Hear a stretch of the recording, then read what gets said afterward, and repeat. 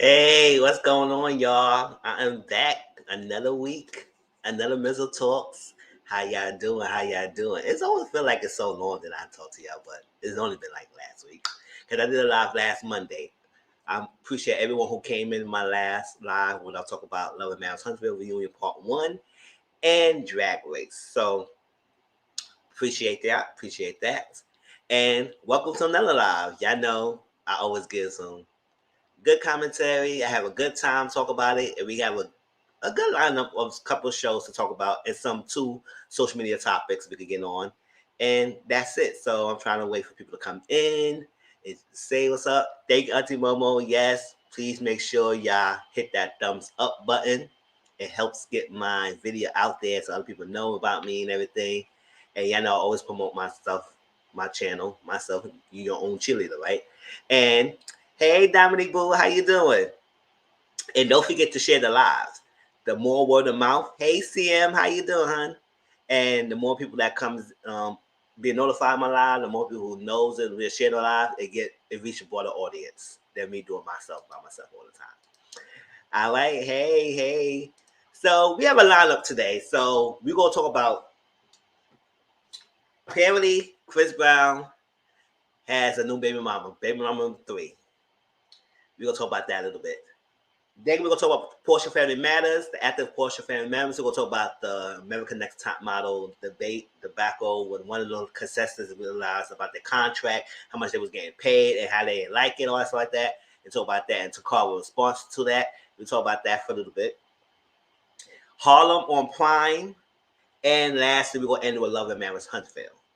Okay, and announcements. No, we're gonna do that when I'm doing the shorts over. So how's everything going? How's everything going? Hey CM, how you doing? All right. So while people coming in, let me do the intro.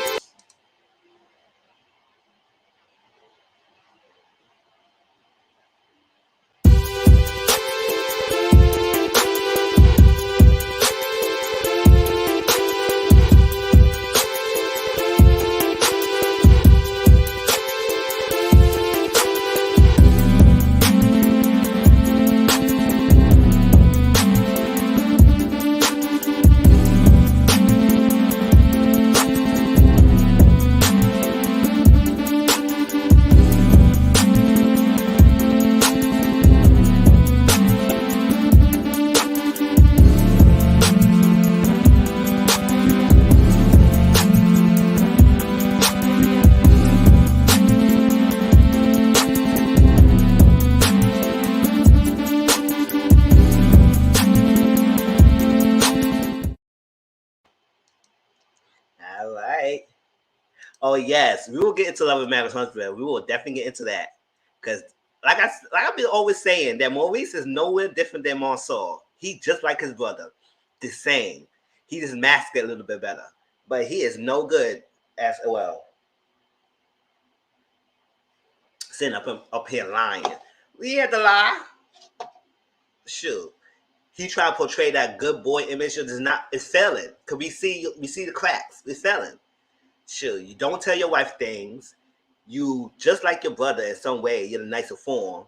You was around the boys in the guys trip and trying to lie it off like you wasn't there. Oh, bye. Get out of my face.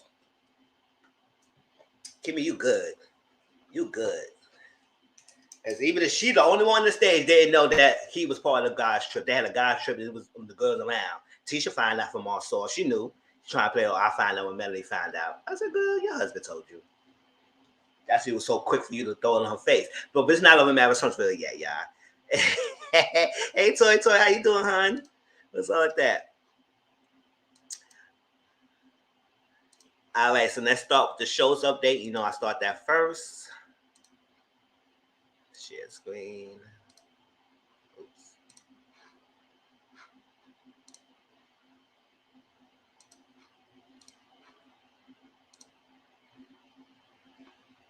Oh no, that's not it.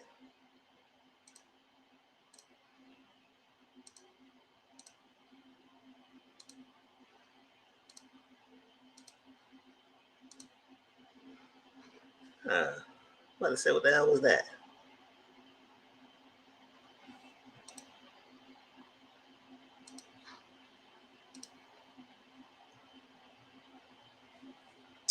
All right, so those of y'all who did not, let me see. Let me share my last live for last week.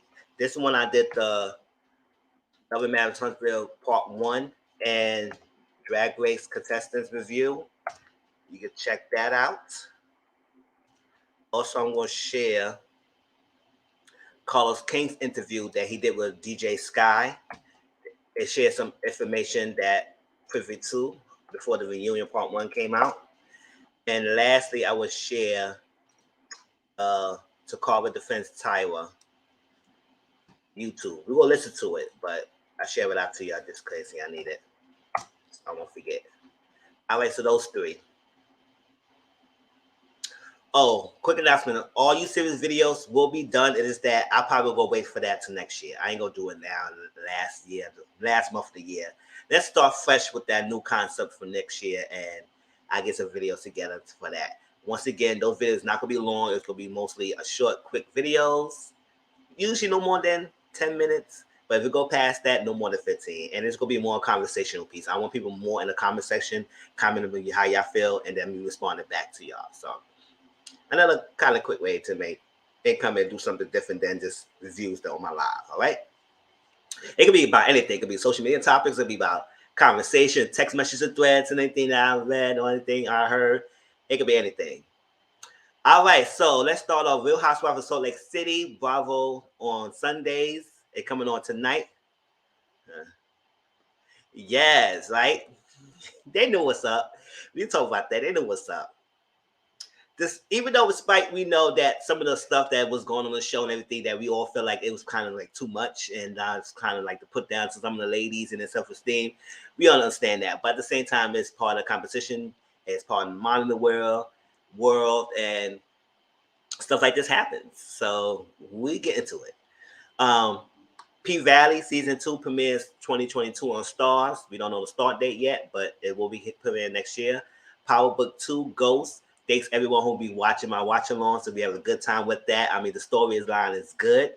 So hopefully we will watch tonight. I probably only do one watch along tonight, which is probably just gonna be Ghost. All right.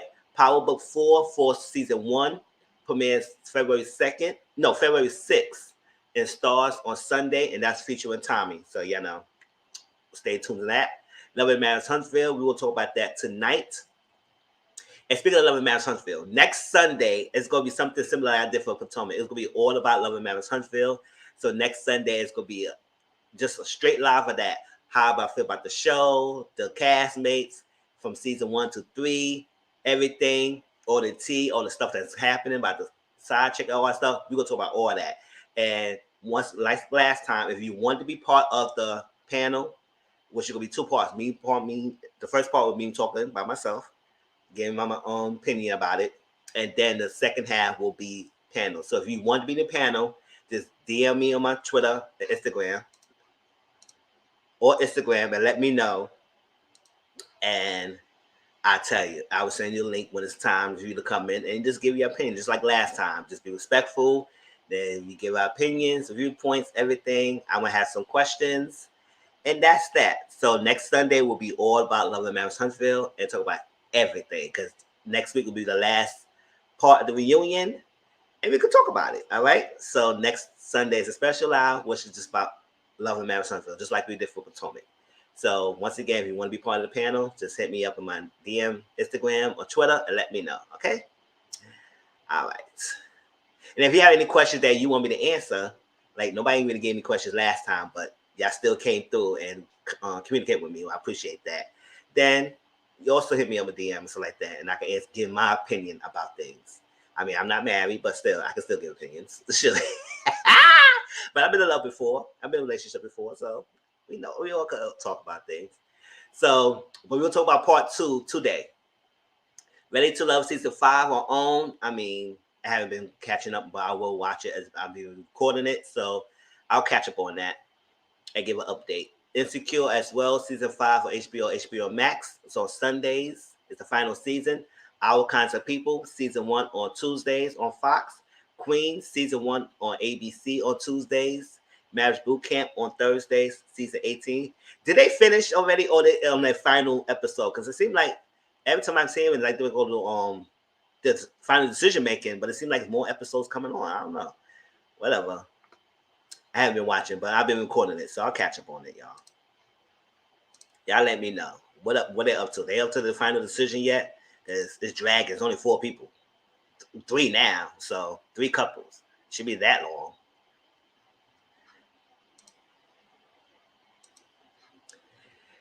Games People Play season 2 on BET on Tuesdays. And I was constantly people, Queens, Games People Play, and probably some of the drama scripted shows. I'll probably do a special live on that probably sometime like last week of December or something like that. And just give an all update. It's not gonna be like a extensive reviews of each show, but it might be overall view of the episodes to get caught up. And we'll do that. And probably probably on a Monday. Okay. Let me see. Because December 26th, that Sunday, I'll probably not be alive that day. Because, Christmas weekend, I'm being with family. So probably on the 27th. Catch up, right?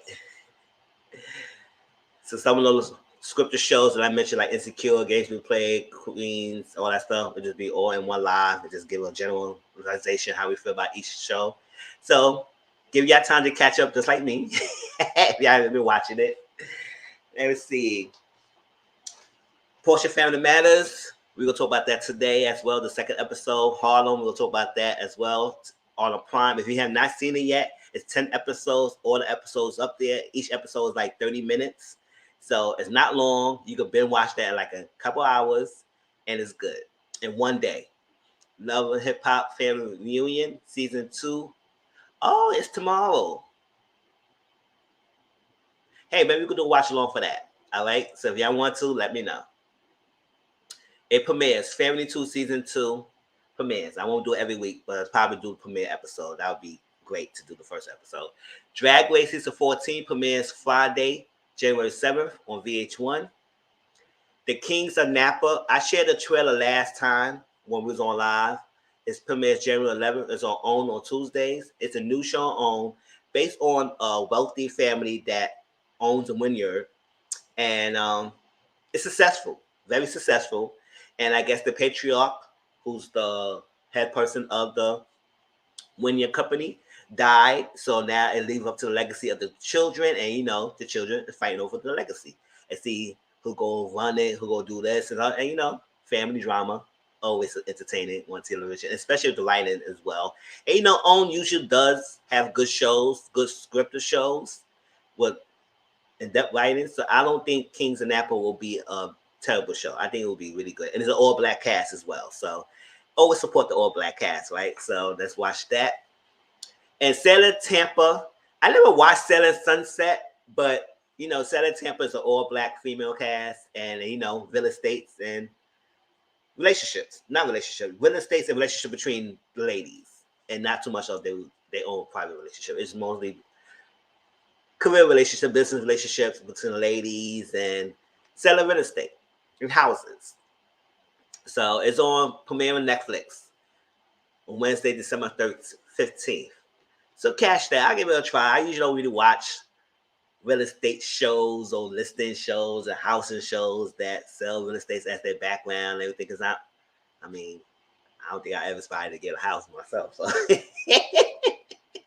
everything. And then it don't seem too many interesting to me. But some shows, people say Selling Sunset was good. So I'm going to give it a try. And it's all black females, support the ladies, sisters in a show and on Netflix. So I'll give it a try. Hey, Apple Prime, how you doing? Once again, if you get any new show or any show that's coming out that you think I might review or I should know about, other people want to know about, just let me know and I put an add to the list. As shows finish, I'll lace them up on the list. So, yeah, let me know.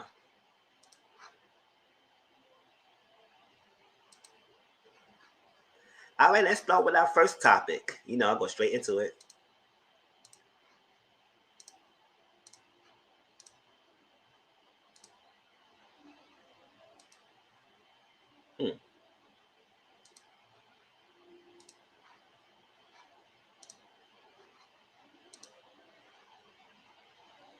Hmm.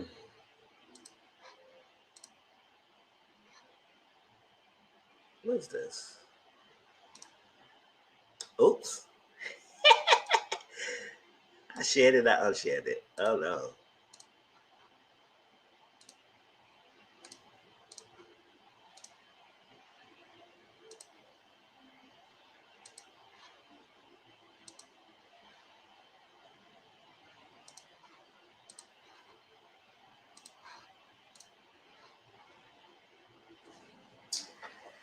All right, y'all. So apparently, Chris Brown is expecting baby number 3. And let me see, 15, 15,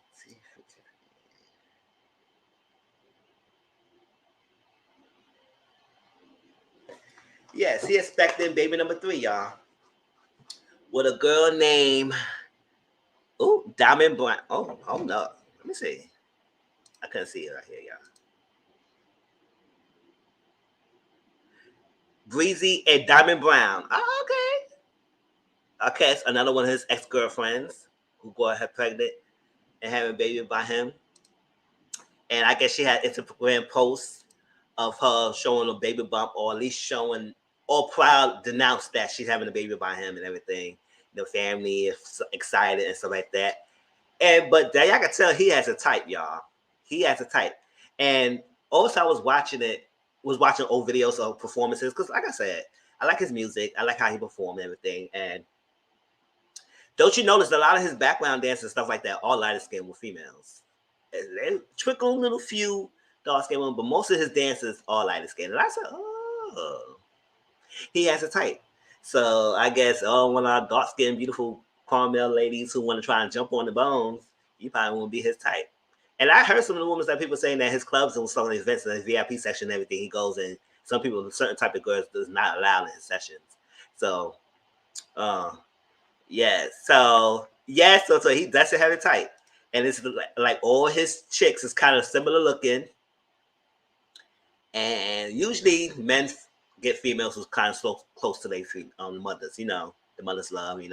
Men choose the woman partner who's resembles or close to their mother figure and everything. So yes, baby number 3. So his oldest is 7. I think his son is like 2 years old, and this is another one on along the way.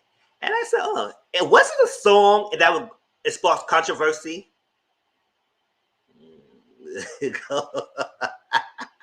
He's not that far from the light skinned capital of the U.S. Go to WJ of Virginia and look. Okay, man.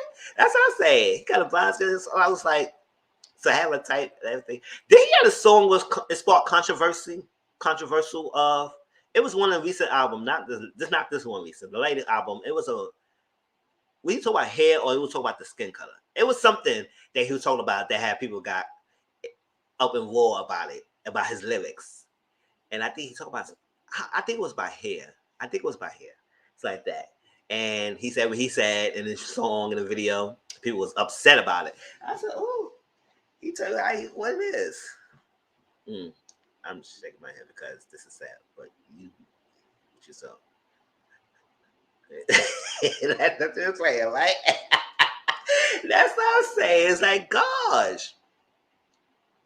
And like I said, he's attractive though. We know he grown older to be more.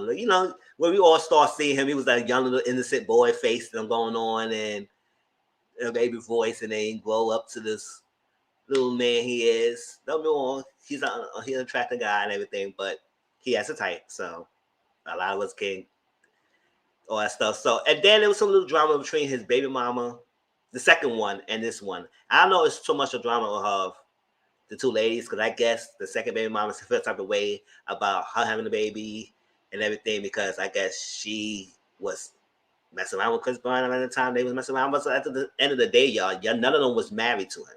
None of y'all was his wives. None of y'all was his anything other than girlfriends. So the person y'all should be upset about is him because he right now has 3 baby mamas and 3 different kids in 3 different households. Yes, he has money, but you know how that goes. Sometimes some child not gonna be left out. So I guess the second baby mama feel like the son gonna be probably left out. I mean, I don't think he will be neglecting his son at the same time. 3 different babies and different households is never a good look. It's never easy as well. So I guess at that time she felt type of way about Diamond messing with Chris while they was in a relationship and all that stuff. And now she's pregnant and she can't be happy. And I guess people who make comments in her session or something like that, she was blocking them. I said, "Oh, you live with press girl. You're not with Chris Brown now, so why are you so mad?"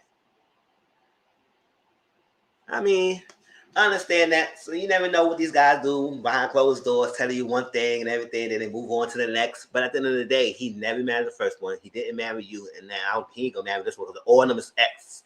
None of them is like current girlfriends. It's like exes. So it's been more a long time. In the new future, we'll be moving on to the next. It'll be fourth, then fifth, then sixth, until he find out he get to settle down and we see he settle down. The only person he really had settled down with was dark skin was Rihanna, but you know, how he did to her. They never get her baby and all that stuff. So,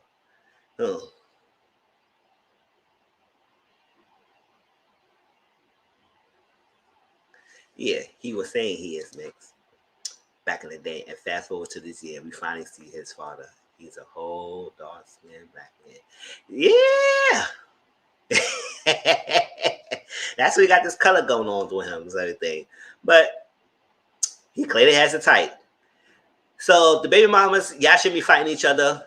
I don't know, y'all never will listen to this video, but they'll fight each other. At the end of the day, he's the one who fought them in each one of your children, and it's that. Instead of getting mad at the girl, yes, she probably messing around you in a relationship with him, but at the same time, he's the one you was in a relationship with. So he's the one you should be going after for. But you know, they never go after the guy. They always go after females. And that's something you got to break that cycle, because at the end of the day, the person who you sleeping with is the one messing up your relationship. Yeah, she plays a part. She probably knew your relationship. She's at fault as well, but you're not laying down with her. You're laying down with him. So that was a little quick thing about Chris. And so I guess congratulations in store for him with his next baby mama and his next kid that he's going to have and everything. But I hope he slowed down and trying to find somebody. But you know, they have so many options that people throwing around at them because his celebrity status, what is. But yes, like Apple said, they can't fight each other. I don't care. Yes, that's what I said. She was blocking everyone. And I said, why you big mad? Unless they were disrespectful towards, but if he got another girl pregnant, so be it. He's not with you. You his ex-girlfriend. So you feel like you have access because you got his son? I mean, I don't see the first baby mama being all upset and pissed off, and she living by her life. And I don't really go deep. I don't even dive deep into the drama and we see if she even had an issue with the second baby mama, the first one. I don't think so. If I know of, y'all correct me if I'm wrong, because I don't be following his life like that. I just listen to his music. And no, I don't think it was no beef. And if it was, y'all just baby mamas. At the end of the day, y'all all have the same title. So either you find someone who will love you and want to marry you instead of just give me a baby and everything. Because at the end of the day, yes, you have a baby by a celebrity. Other than that, that's all it is. Unless he level up and be a mogul like Jay-Z or somebody who have multiple empires and stuff like that, just to being a celebrity singer, and that's a different story. Yeah. It's still not the stiff story. At the end of the day, he's still not with y'all. The first baby mama trying to get money. She doesn't care. That's what I say. Just get the money and just move on. As long as you take care of my daughter, and I was the first, you take care of my daughter, it's fine. At the end of the day, you do what you do. At the end of the day, I'm not with you. So get my money.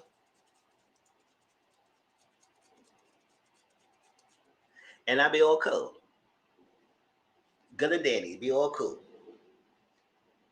When you start acting funny, then I start acting funny. But at the end of the day, he had a whole album under the name of my first daughter, the visuals, the money. It comes going there.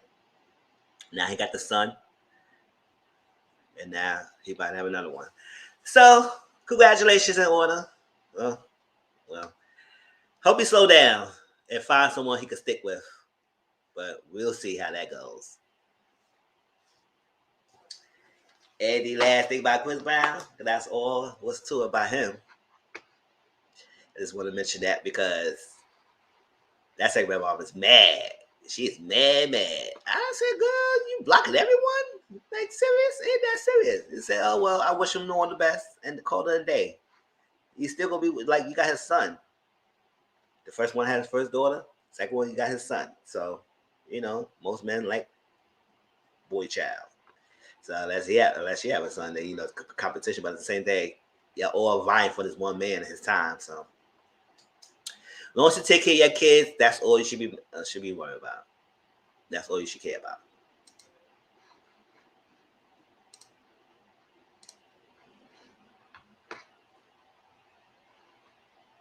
Can't believe I stayed there. Yes, and it was like, and then he was even then when we know his type, because eventually we're gonna know unless he shock us and they say, "I'm gonna shut everybody up. Let me get a dark skin girl and get her pregnant and have a kid by them." It's not gonna happen. He has a type. He has a specific type, and we know all three baby mamas look alike, kind of similar. So it is what it is. And I'm trying to remember that song. There was a controversy about it, like dark skin women and something like that. I know he said something about it that he basically said what his preference was in the song. But I'm trying to remember what it was, but I can't remember.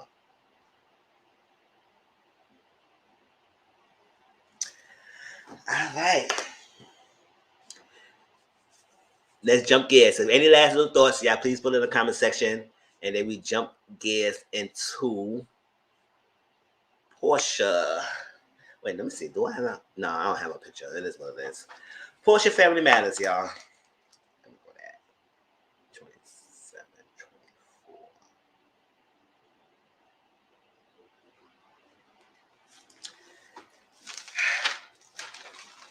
The second episode. Like I did a live 2 weeks ago about the first episode of Porsha and everything. Some of us are reviewing it. A lot of YouTubers who I watch is not reviewing it, but a few are, and they just want to just give out this thing and see how dumb she sounds, and everything, and how crazy it is. The second episode is mainly about her family, and I'm gonna say about this. I think the family is playing up for the cameras because I was gonna say, if you say your family got this freaking unfiltered advice and tell it like it is, none of them is saying nothing. None of them saying they say, "Oh my God, just so excited! I'm so happy for you." It's like this. It's like, yes, they had a shocker. He was his fourth. You could be his fourth wife. But other than that, that didn't even make a shocker. Everybody would say, "Oh my gosh, I'm happy and everything," and it's gonna be. I was like, so what about this family? That's you said like it gonna give you this advice that you go. What about it? Because it seemed like they all is like in the cameras, just happy to be on camera and not calling you out on your bull crap. I thought we were going to get something popping at that family function. I was waiting to hear that. I was waiting for something. Don't you think, It was all kumbaya. It was all hunky-dory. It was all like praise. I was like, oh, really?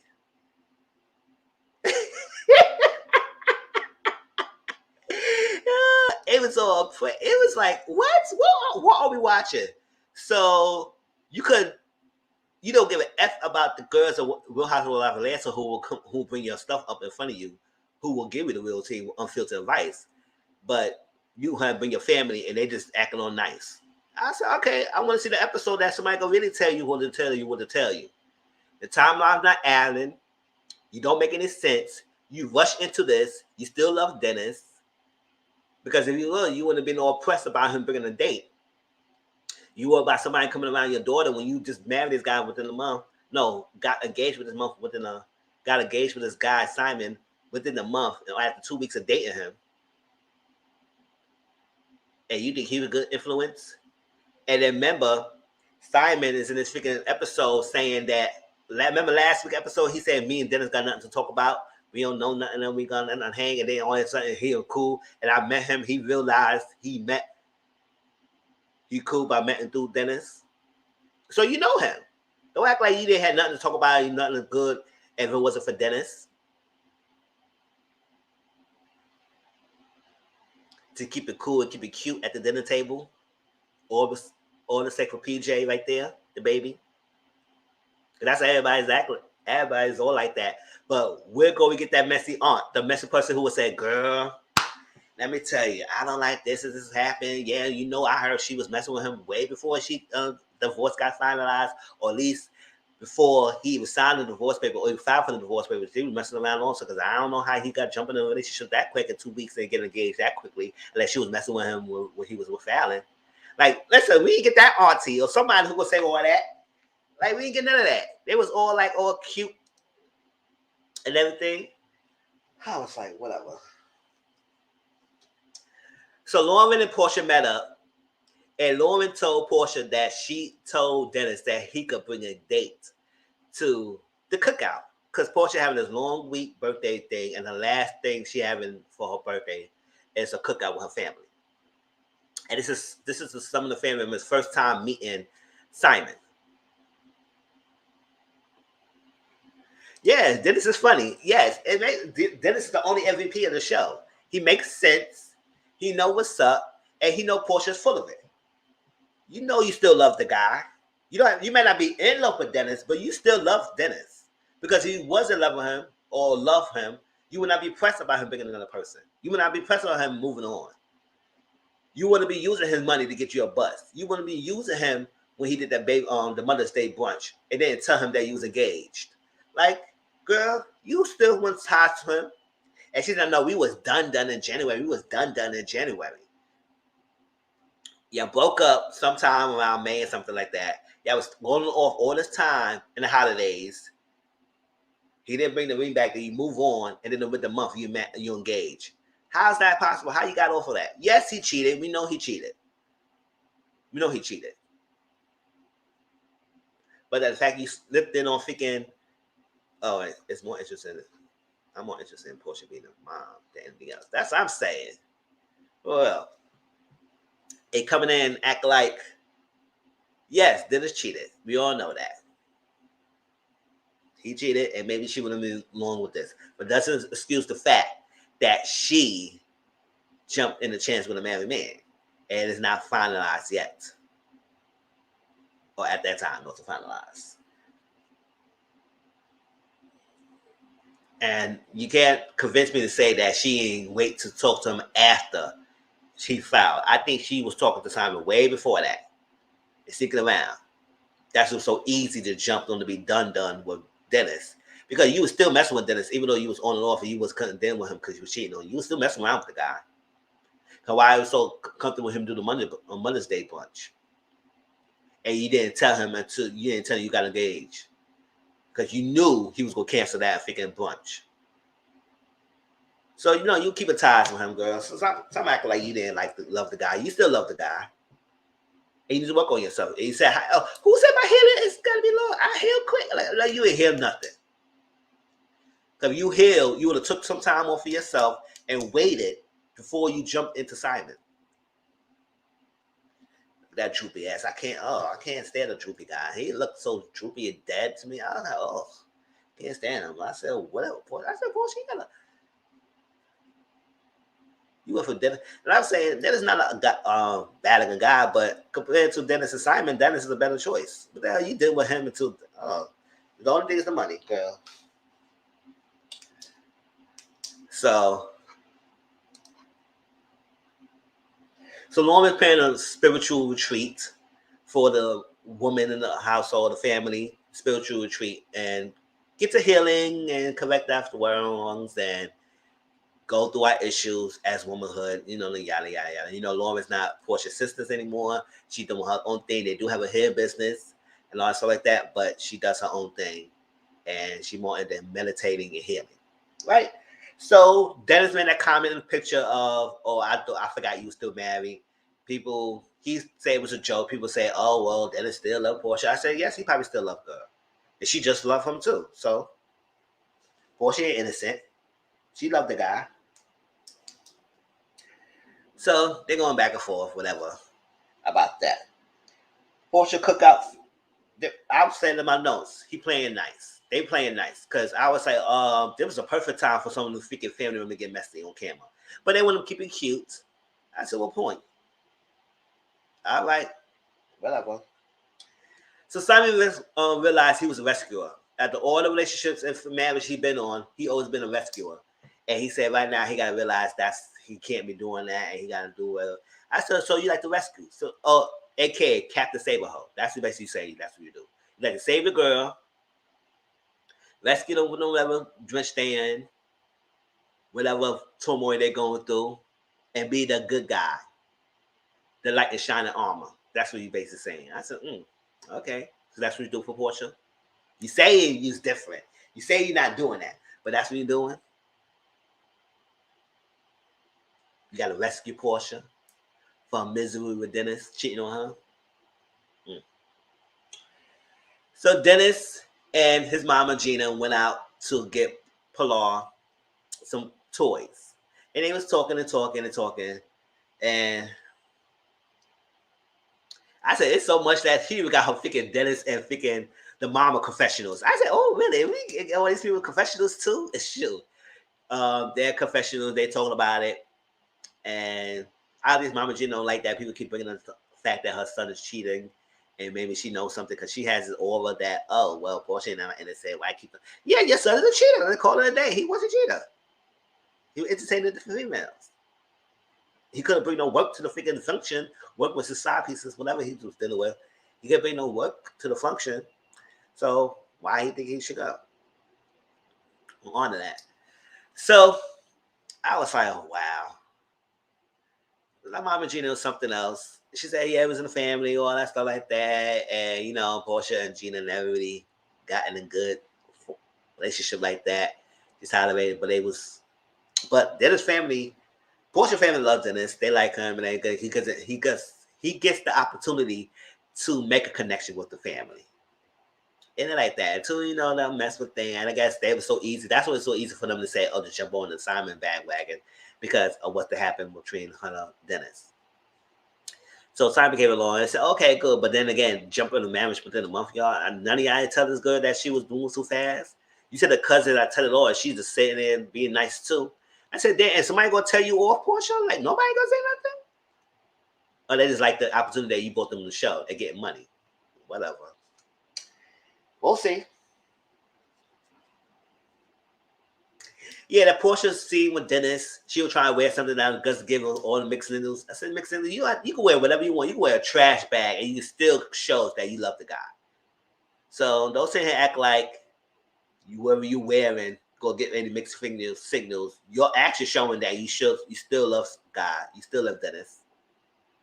Despite his flaws. You still love him. And he's a good dad. And the family loves him. He just did what he did. So like that. So and she's denying it. And she's saying going back and forth. It was a kicker. She's saying going back and forth with Dennis wasn't a good look for her daughter. But I said, but it was a good look for you marrying somebody so quickly like that within a month. After 2 weeks, not married. After 2 weeks, you got engaged to someone that quickly. That's not good for your daughter either. We're going back and forth with the baby father who she knows. Not a good look. Yes, maybe going back and forth is not a good look because the daughter would pick her on it, and when she started getting older, she was starting to realize the things. So it's better being separated and be co-parents than being together and be miserable. So I do agree with that. But you jumping in another freaking relationship that quickly and get engaged to be married to a guy who you barely don't know like that, it's not a good look either, Porsha. So Porsha went everything her way. And not nobody else way. If Lauren said that because she wanted her way. She said, oh, no. I want not my chicken about my man. And she's like slipping the tongue. I said, who's your man? Who are you referring to? Dennis on Simon.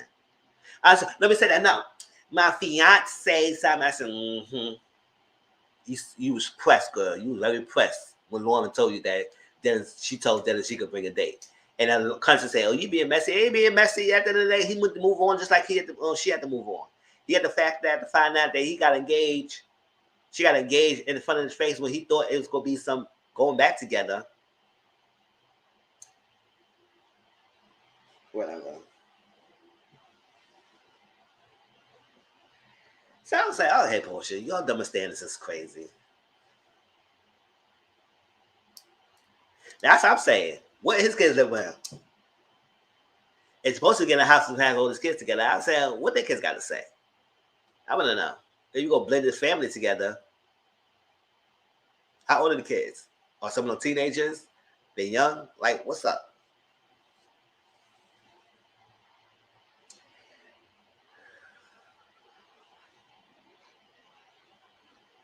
Yeah. That's what I see. That's what I'm telling Porsha probably teaching book school of the hoes because that's probably who she is. All this long time. When she finally got a man for herself, he was a hoe. So, take one to know one, right? I wish she just I don't know. I wish she just be single for a while. And you don't even notice that she did the little scene with This Nation. I said you quit This Nation. So why we have a little thing that you was in that freaking scene on a virtual meeting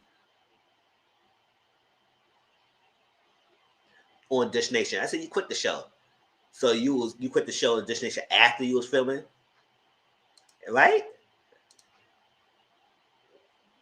Shoot.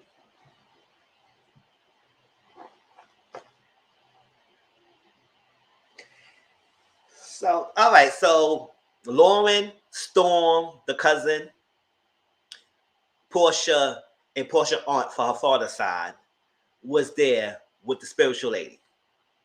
And I guess the aunt was on one because she was like, "Oh, who she tell us like she don't know black people because black people don't call on us ancestors because we believe in demons and all stuff like that."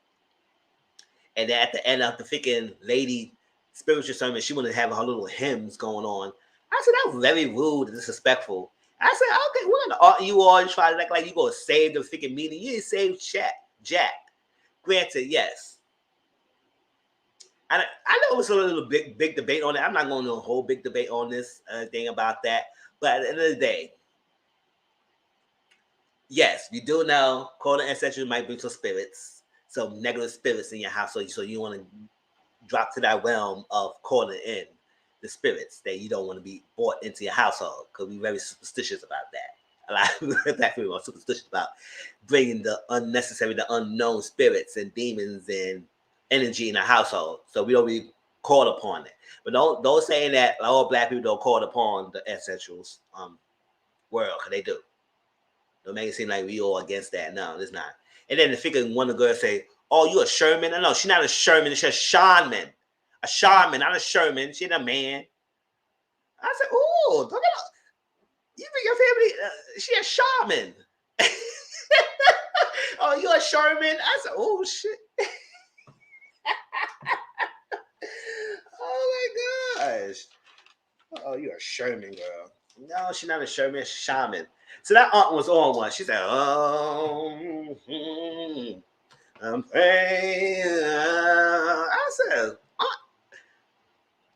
the auntie was on one. She was like, "That lady's not going to bring no spirits up in here. I got to save this thing." I said, "What you saving, girl? It wasn't even that bad."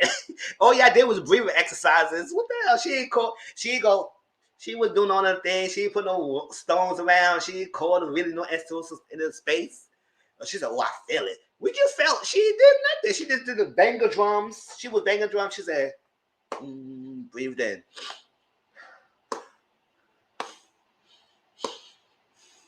And here, Auntie up here singing hymns at the end of it, like it was some bad demons going along. I said, "Auntie, just sit down." So I know some people. That's why I was trying to go into detail because people get really serious about this stuff. So I'm making fun of it because it was a funny scene that she made me laugh. I said, "What the auntie is doing?" But yes, people really believe that they don't want to call it ancestral spirits because the energy will come in, the bad energy, the demons, and all that stuff like that. You bring the wrong spirit in your household, then you're gonna be all messed up. So yes. That's what I'm saying. That auntie was so much. She was like, girl, it was no spirits being brought in. You just breathe exercise, and she was on one. And that auntie was like, because she's a, you don't even know her nationality. or because she do the spirits and she's healing and a therapist and all that stuff, you think she don't know about the black people struggles? Yeah, like come on. I mean, Auntie, I probably don't want to go to your house because you probably have to give a whole lecture about things. So I said, nah, we don't want to be there. Sure.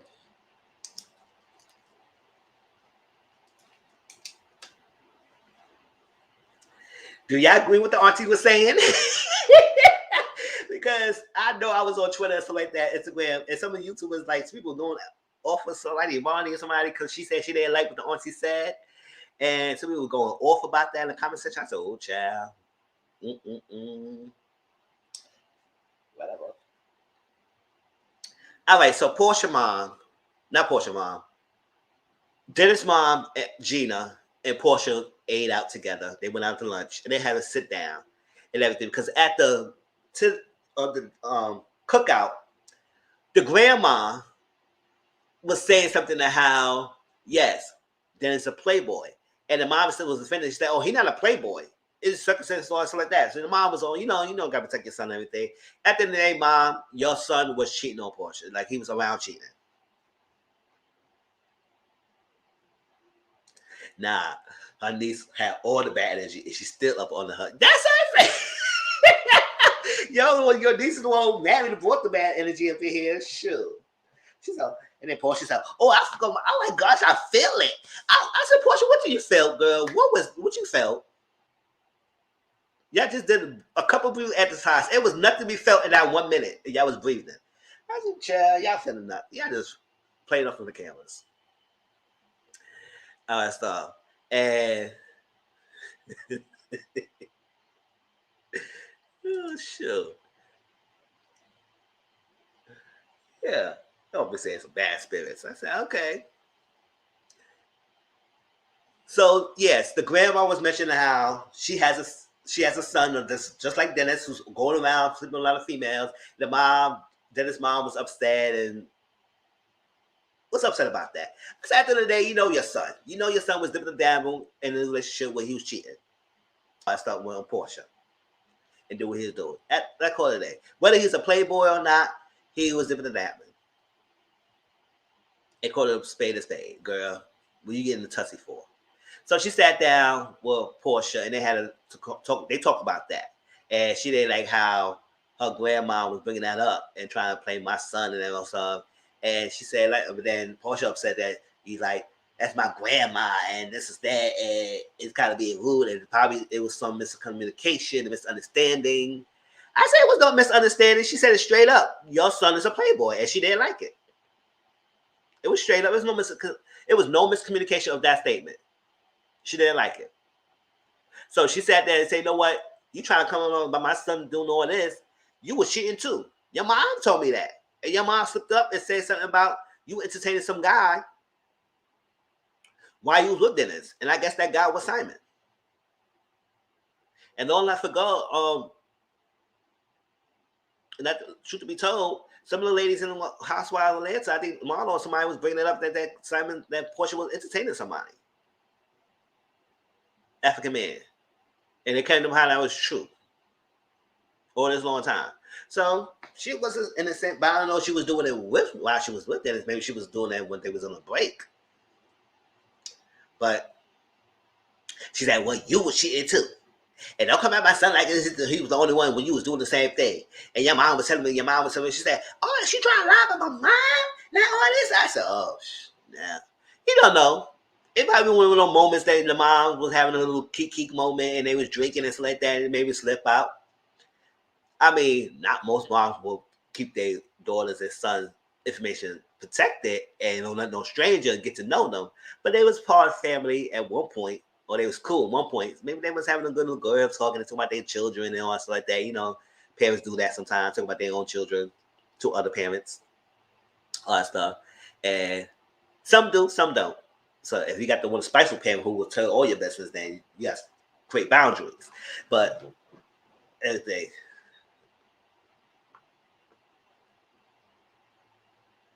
Yes, right? Just like she wanted Porsha to respect her because she's an elder, she should respect the grandma. Respect. Yes, that's what I was saying. At the end of the day, The grandma they say nothing that make you all upset or pissed off about it. Like I the other day, y'all both adults, respect each other, respect each other's company.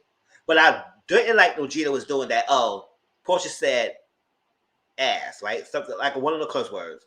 And she said, "Oh, don't be cursing in front of me." And that. And she said, "Well, I can curse. I'm a grown man, something like that." Well, you need to treat your elders like you shouldn't be cursing in front of me. I said, "Girl, you're nobody, you're my mother, you're nobody to tell me when I can and can't do my voice."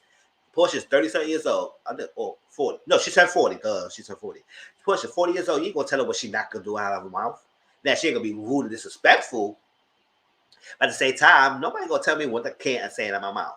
I'm grown. 35 years old. No, you ain't gonna tell me when I can't curse.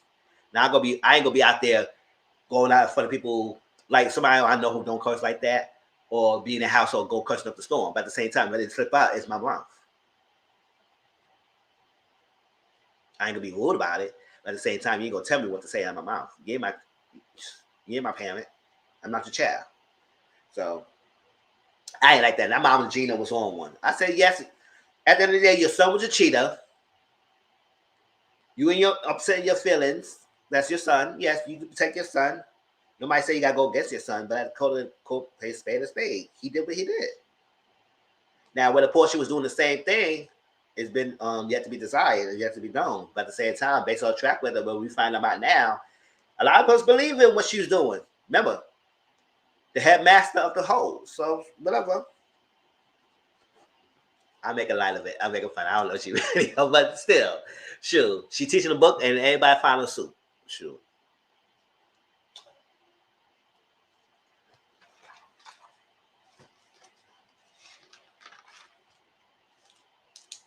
So that was, I think that was that. I think next week they're going to Mexico.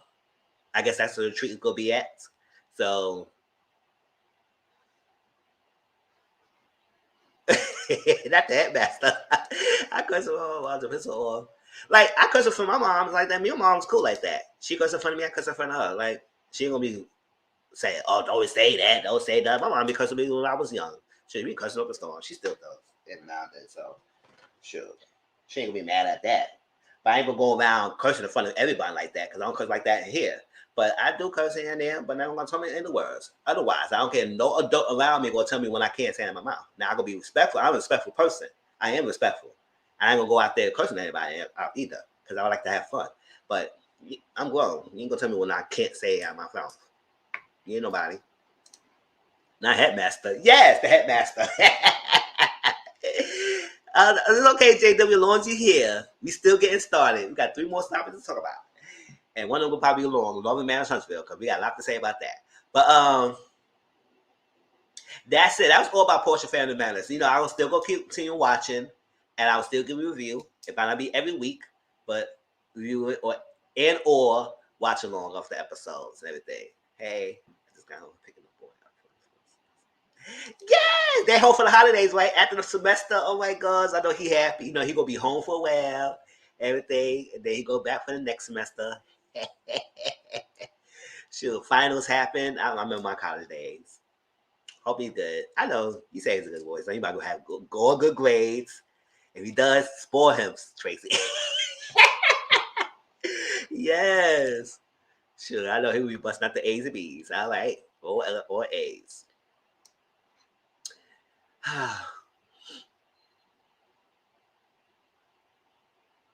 All right, next topic. Anything else about Porsha? Just put it down in the comment section and call it a day. But I will still review. I will still watch it, and I will give you a review. Pray for my refrigerator. Oh yes, baby. In college, like some college food is okay. Like my college, I was a student court. It was a predominantly white school. The food was okay, but baby, when you get home and you want the freaking good food that you miss, oh yes, and they're gonna be home and they don't got no responsibilities. Oh yes, they'll be going. They're gonna be going in. Oh my gosh, he about to be home eating up all the food. Yes, he will be eating up the food. I remember that college days. We get home in the holidays. Oh yes, and they would take some back home with them, back to school with them. Sure. Hey Jason, I know you're glad to have him home. Yes. mess with that. Yeah, she did like a mess. I had her own confessionals. And that could be no like she's a prima donna. I said, at the end of the day, girl, your son did what she did, and you won't be all upset and mad about it. I said, girl, bye. Shoot. Porsha too dissy to realize they set her up. Child.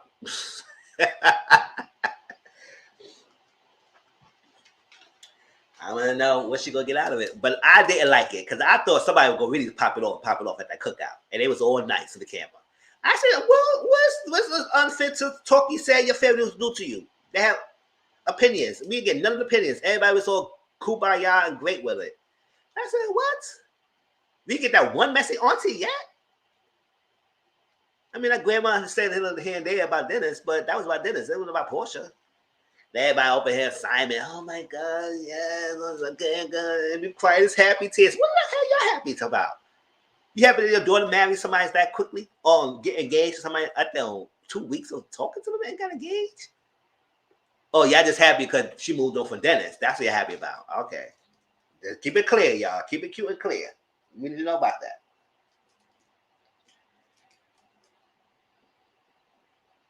But so supposedly it's gonna be a fight. So I want to know who popped it off, who came off with something like that. I know they're gonna show it, but apparently it might. Somebody pop it off. Yeah, then it was calling her out. And she's up here acting like with that whole overgrown thinking, well, it's my yes. And then it was like, he was calling her out. And she's up here like, well, yeah, I guess we got some more things to talk about because she got in the car talking to Simon and saying, you know what, it's some stuff he brought out that maybe I got some more to talk about. It's like I thought it was gonna be easy, and it's not easy. It kind of gonna be some more things going on. Yes, because you realize you still love the guy. You might not be in love with Dennis, but you still love Dennis. Don't act like you don't. You don't. Don't act like you do not like the or you love the guy. You still love him, and not because he's PJ's father. No, you love the guy for some way, shape, or form. I don't know if she playing dumb because she playing dumb. She playing that role a long time. So I bet they better give her some accolades since she playing dumb like that. Yeah, that's why they probably ain't saying nothing. They probably ain't gonna go off for her as much because she put them on TV. I think the cousins fight someone. I did put Porsha trying to hit Dennis mom with the boom mic. I bet Porsha tried to hit Dennis with that boom mic. That's what I'm saying. Cause that mom was on one. That mom Gina was on one. Whether it's true or not that she cheated at the same time when Dennis was cheating is back to be decided. We already know what Porsha's doing, how she's moving. Like I said, the administrator of the school of the hoes. I keep thinking I can give her different titles. I call the professor of the hoes, the headmaster, the little administrator. Parents have to play that dumb blonde light to the face. So it's fine. That's what I'm saying. Yeah, parents, yeah.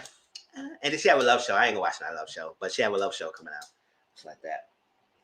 Oh no, I think she engaged. I think the show is about her engagement in the marriage. It's like that. All right. So let me set up this while we get ready.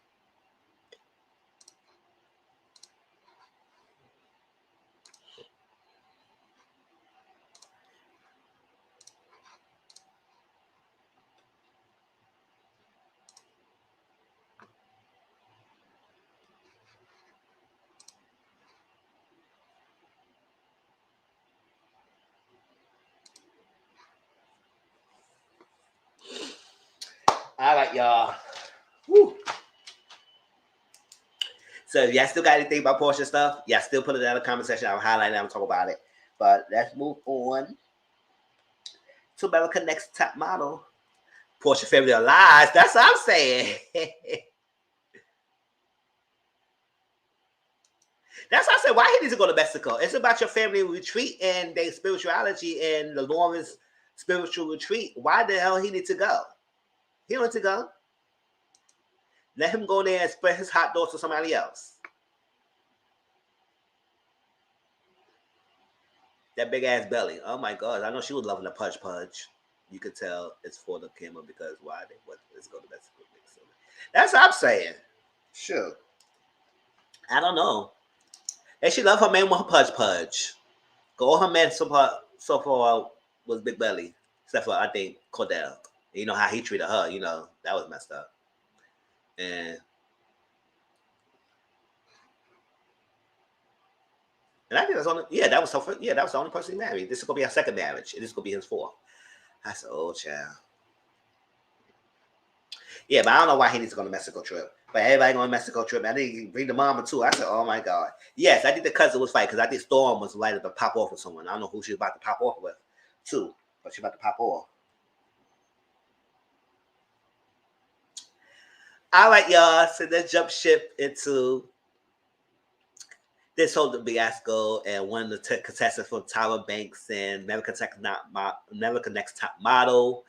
And what she said, I know it's kind of like 3 weeks, but I didn't get the chance to talk about it, so I want to talk about it now. And I'm gonna play the audio of Takara that she said something. We all watched American Next Top Model. I mean, I have been watching since season 1, and after a while, I stopped watching it because it's started getting boring. And after a while, but religiously, I was watching American Next Top Model. And it was so excited to see giving young ladies a chance to follow their dreams, to be models. Some became very successful. Some who didn't win became very successful and everything. And that's how it is. So she gave the platform for a lot of ladies to get exposure. That's basically it is. And we gotta understand that, oh, wait, hold up. Let me write the time. I want to forget it.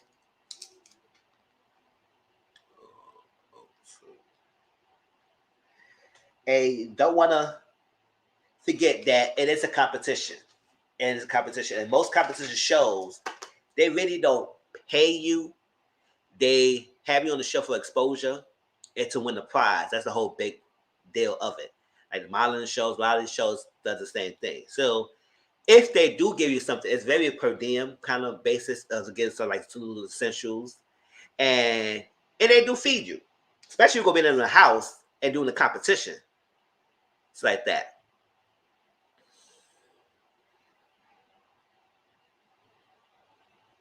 Yes. Yes. It's not like a reality TV show or anything that people get a lot of money from. This is a very competition show that the end of the prize is the $100,000 prize and the modeling contract and all that stuff like that, and any other deals we might get along the way.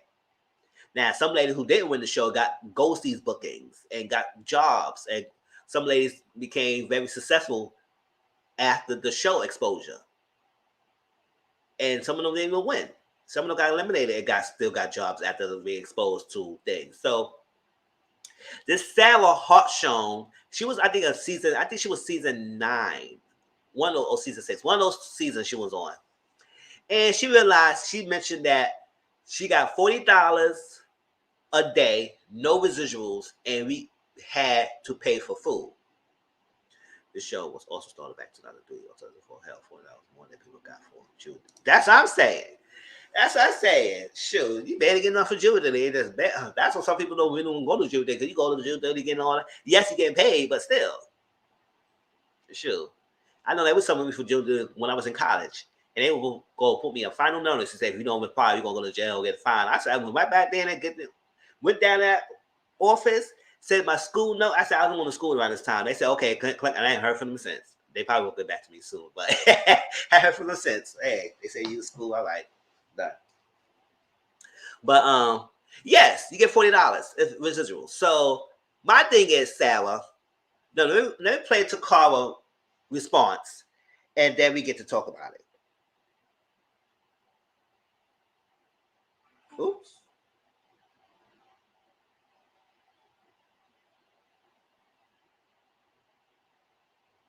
And Takara was one of the ladies who was on the show that didn't win,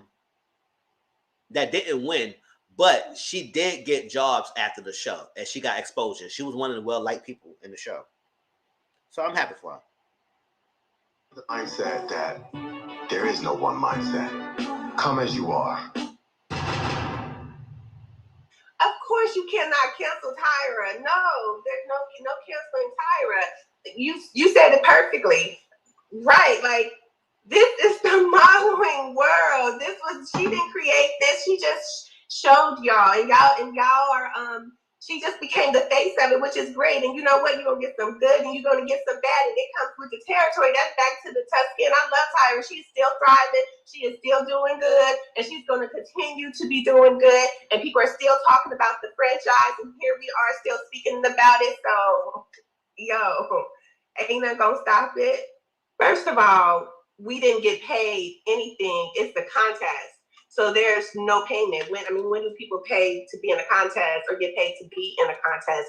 The whole purpose of a contest is to win a prize. You know what I'm saying? It's for the exposure.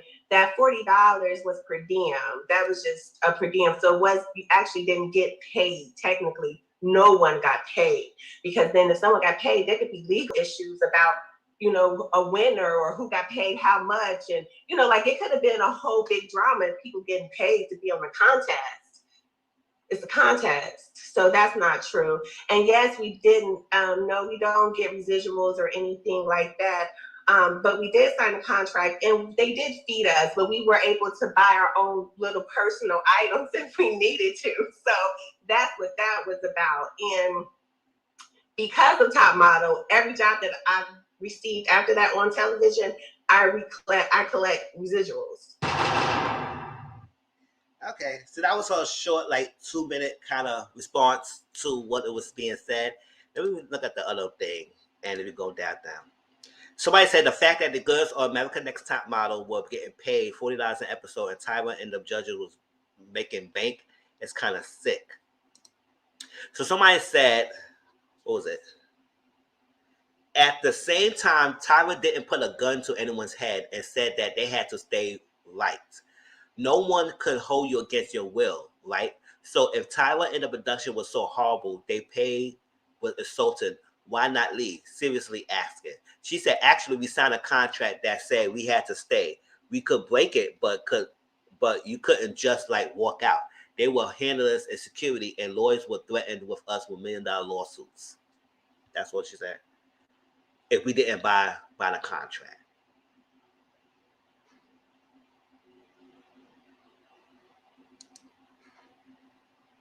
It's so many ladies. I think I remember who you talk about. One season she was in. And yeah, let me see what they were saying. People are confusing American Next Top Model is something that isn't a reality competition, so nobody get residuals. Yes, you don't get residuals from the show, but like Takara said, anything she got after the show, because of her exposure from the Top Model, she get residuals. So anything she got from her acting job and hosting, because she was hosting, she was doing a lot of acting jobs. Maybe those shows that she was in after her exposure from the show, she get residuals from those shows that or stuff that she had done afterwards, but not from Top Model. It's some stuff happened after Top Model. The show was also started back in 2003. Could be more. Titles. Yes, we all know that Tyra did some things makeover and all that stuff. It could be some criticism about the show, but at the end of the day, it's a competition, and these ladies signed up for it. So yes, they signed a contract knowing they were only going to get per diem $40 pay, and they did get fed because we all watched the show. Their refrigerator stuff was stocked. So for others, she said she had to pay for her own food. Like all the ladies pay for their own food for the house. No, because most competition shows, if you stayed in the house, they will stock the food. Mostly they would pay for that.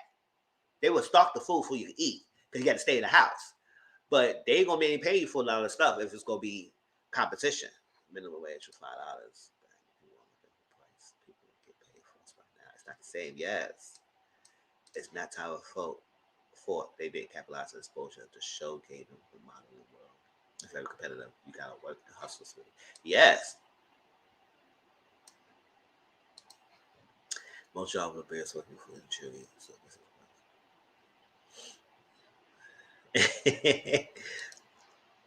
jobs are not required to pay.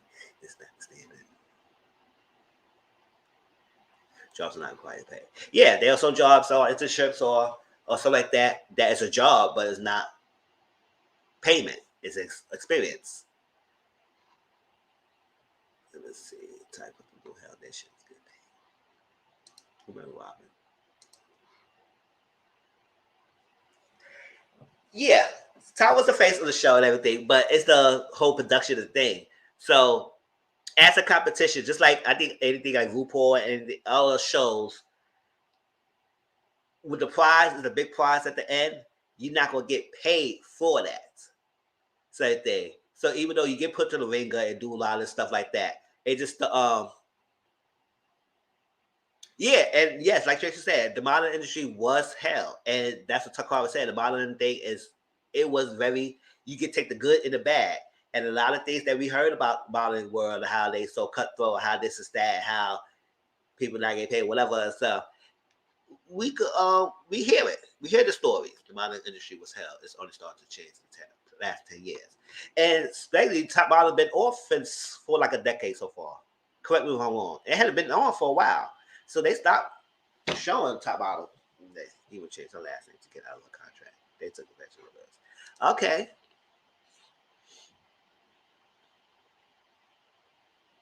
She got out of her contract because she won the show. So did she get out of it? Because if she got out of it, she would have left the show, huh?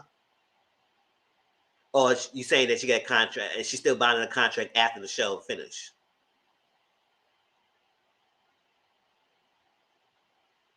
Because I think you fulfill your obligation if you do the show, and I guess sometime after, like a month after, you can't talk about it or whatever, or social media. I don't know. At that time, it wasn't big on social media, but I know it's a stipulation that you probably can't talk about anything at the show after the contract.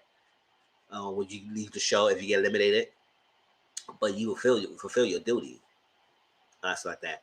So I just feel like it's a competition. So I know a lot of these ladies know what to get themselves into when they sign up, because it's big dreams and stuff, and it's always a good thing to have somebody look over the contract. I don't know if they was in put pressure to sign the contract and everything, but it will be stated in the contract of everything and what's needs to be there, what's taught, what's that. You go get housing, you go get food, you go get all that stuff, and a lot of stuff. And a lot of people, maybe the first people who was on the show, like the first season, they probably don't know what to expect, because that was the like a pilot. So every season afterwards, they got on the contract. Yes. Yeah. I think once you get eliminated, you fulfill your obligations of the contract. Like, for example, if you were the first one to get eliminated, then you're not on the show anymore. So whatever you got from that point, that's it. And maybe it might be a stipulation, 3 months period. If you can't tweet or whatever, or you can't say nothing in social media, you can't say nothing, you can spend nothing about it, or no defamation on the show after a certain amount of time, and then that's it. You go, you fulfill your obligation. And so I was like, what the minor agency? Wait a minute. Oh, okay.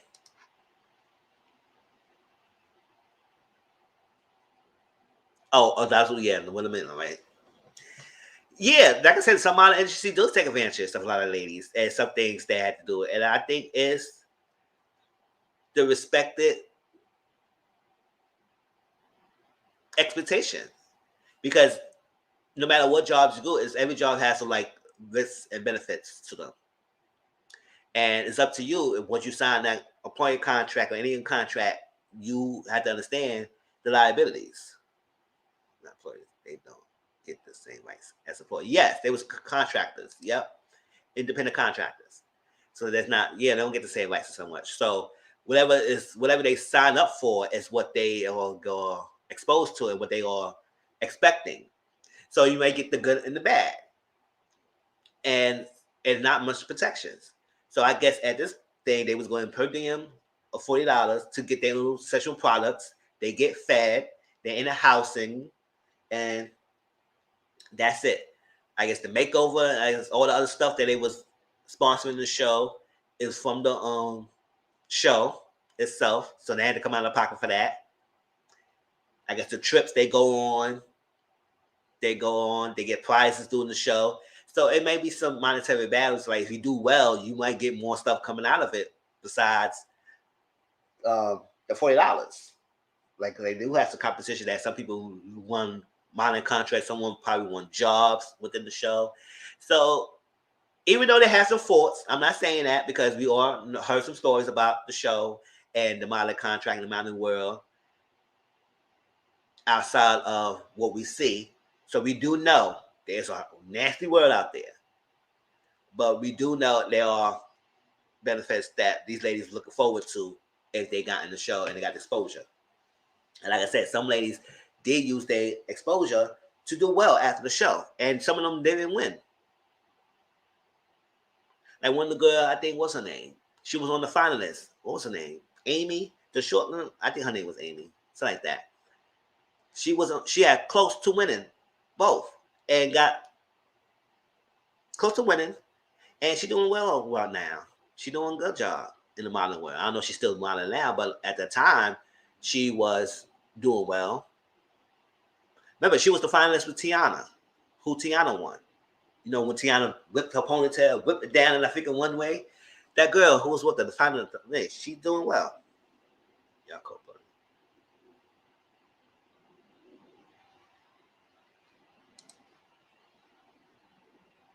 Y'all could vote it. They were people who were set up. Yeah, no, Opulus Prime. We're not saying that what they was doing is right. We're just saying that the aspect was the reality of the contracts and what kind of contract they signed and the stuff that is.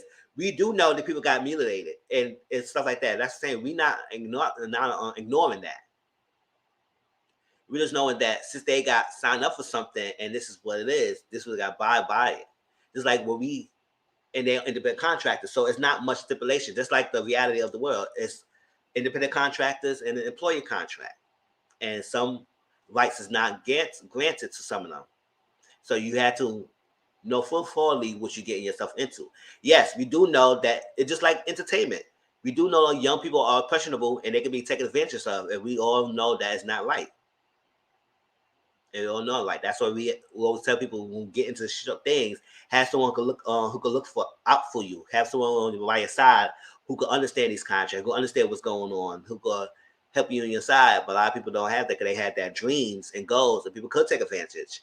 So we're not saying that it was right. We're just saying that because they was in this realm of stuff like that, and it wasn't part of, it's not that type of reality. It's like different. It's different if they was on Love and Hip Hop or a Bad Girl Club, a reality TV show when they give it paid for episodes like that.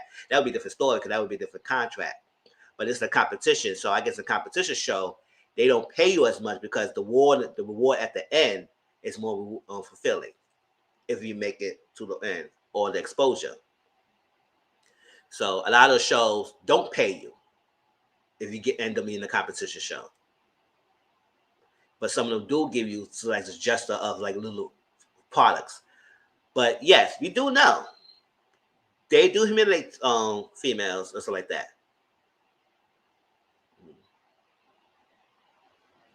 Yes, look at Winnie Harlow. Yes, Winnie Harlow. The treatment and what they went through is a totally different conversation because let's be honest, there was a lot of questionable things going on. Yes, like I said, we all know it's a lot of questionable things. So I don't think none of us saying that it was right what they did to the ladies. I'm not saying that. So, yeah, some show plays an exposure. Yes, there are some shows that the exposure that you get will be a better benefits outcome at the end. But yes, don't get me wrong. The bad side is something that we cannot ignore. We all knew about what was going on behind the scenes of what some of these ladies were saying, and we all felt it. So we're not saying it was right.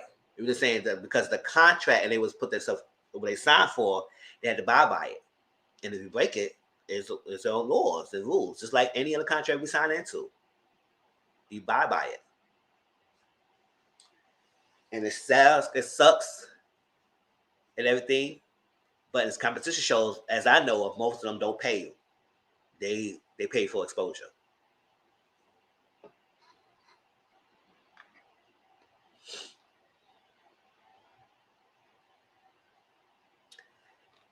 So, and then some of the stories afterwards, I believe them. Don't get me wrong, I believe them because they experience it. So I'm not gonna want to say, "Oh, well, you lying, you like this," because no, I don't care if I like Tayam or not. I don't care if Naomi was doing the same thing. Remember how Tyler had the whole special with Naomi, how she got treated by her? Yeah, we all know it's the same. We all know that's exactly what these ladies going through. they stories. So none of it's gonna be. Especially me. I'm not gonna say on what she's saying was lying or something like that. I guess this aspect is that okay. This is what it is. And this is that. Now, do she think that she should got paid more? Maybe, or renegotiate that. But I think it's standard for everyone else of this competition show. And maybe in the future they will do they're better off. But at the end of the day, it's a competition. Yeah, we can't keep putting 2021 standards on something that happened. It was so different. Yes, it was different back then. Yes, definitely was. Back in the 90s and early 2000s, it was definitely different in the world and stuff like that. Maybe they better. Maybe now it's probably better off and better contracts and better stipulations and better things for people who into these kind of realms of show. Because I haven't heard anything recently about anybody who into competition shows get mistreated. Maybe they have, but I haven't been too privy to that now because it got better. But back then, yes, it was definitely hard and worse. So I'm saying a lot of us understand what these ladies going through. And trust me, and we all know, not just the modeling world, the entertainment world was the same horrible monster as well. So we all get it.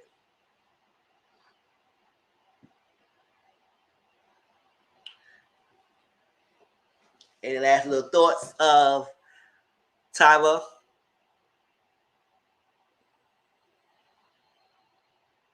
They still don't pay you for competitions/game shows. Yeah. I mean, because I understand, because at the end of the day, you go there for the prizes and the prize at the end. And that's the whole thing. So if you want to get paid to be in reality, then you jump in the realm of doing the other shows that is not a competition, but it's more of reality TV.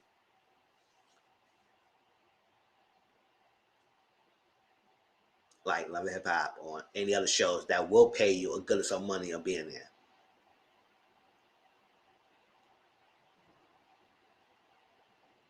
And of course, it may be some per diem, some cash prizes and stuff like that on top of it. Yeah, we can. Exactly. We can.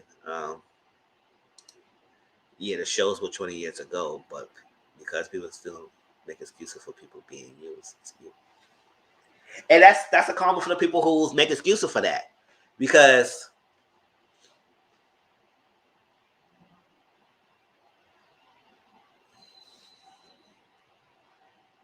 as we all know, the industry has changed, has evolved. It is, but we do know that the ugly side of things that still exists.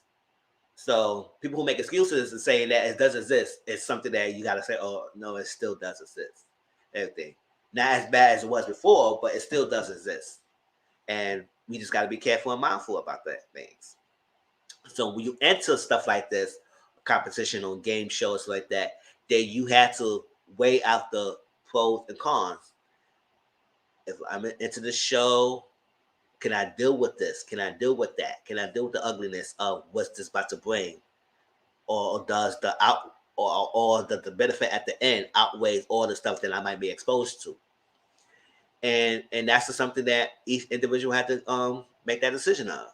Now, if you do make that decision to get through it and you went through that, I know it's tough times because some of these big corporations stuff like that have very healthy contracts that if you break it, you get sued for it. So that's why it's always a good thing to look things over, everything. But when your eyes is visual tunnel on one thing, sometimes you don't realize everything's around you till after you went through it, and then you can tell your story.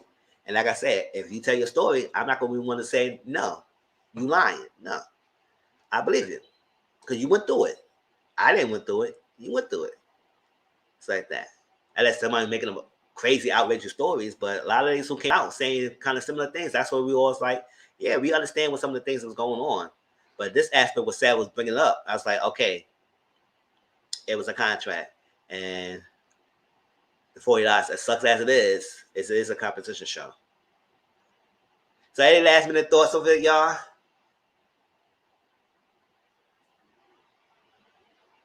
Now, if this show was not a competition, and it was something different, I was safe in my home watching it. I hope some of the girls too. Let's just say if they could sue, if they have a lawsuit and they know they have a lawsuit, then more power to them. If they feel like it was traumatizing and humiliating for them going through the process.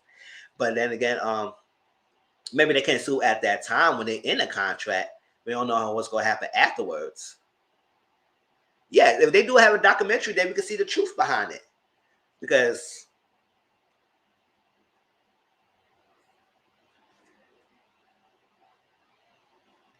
even after you finish, it still probably be binding. So you sign something. Because if you want to take it out of court, maybe it's some stipulation in there. So we'll see how that goes. If they feel the type of way and it's something they could win over, more power to them. But I think a lot of ladies who, not everyone, but most ladies who I know who got out of the show was able to get exposure and got able to do well for themselves after the show.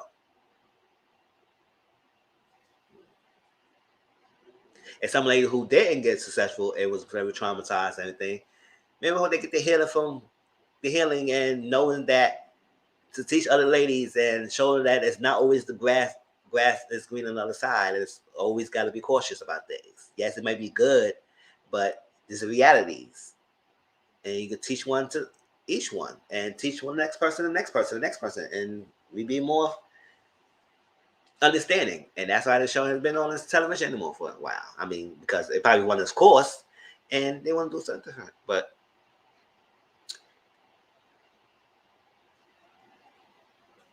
that's that. So any of the last little thoughts now, then we move on to Harlem on Prime. But it was a good discussion, y'all.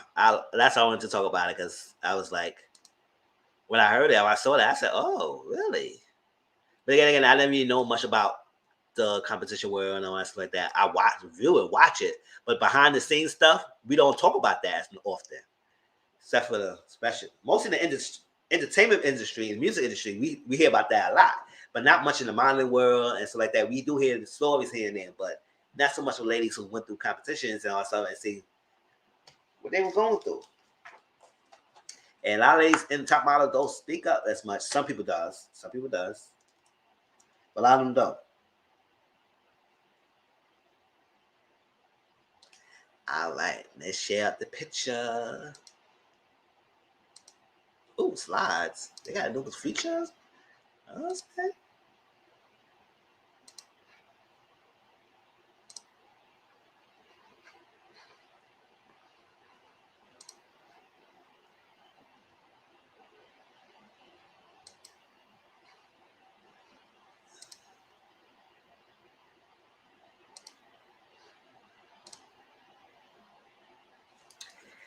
All right, Harlem on Prime. Let me see, 128.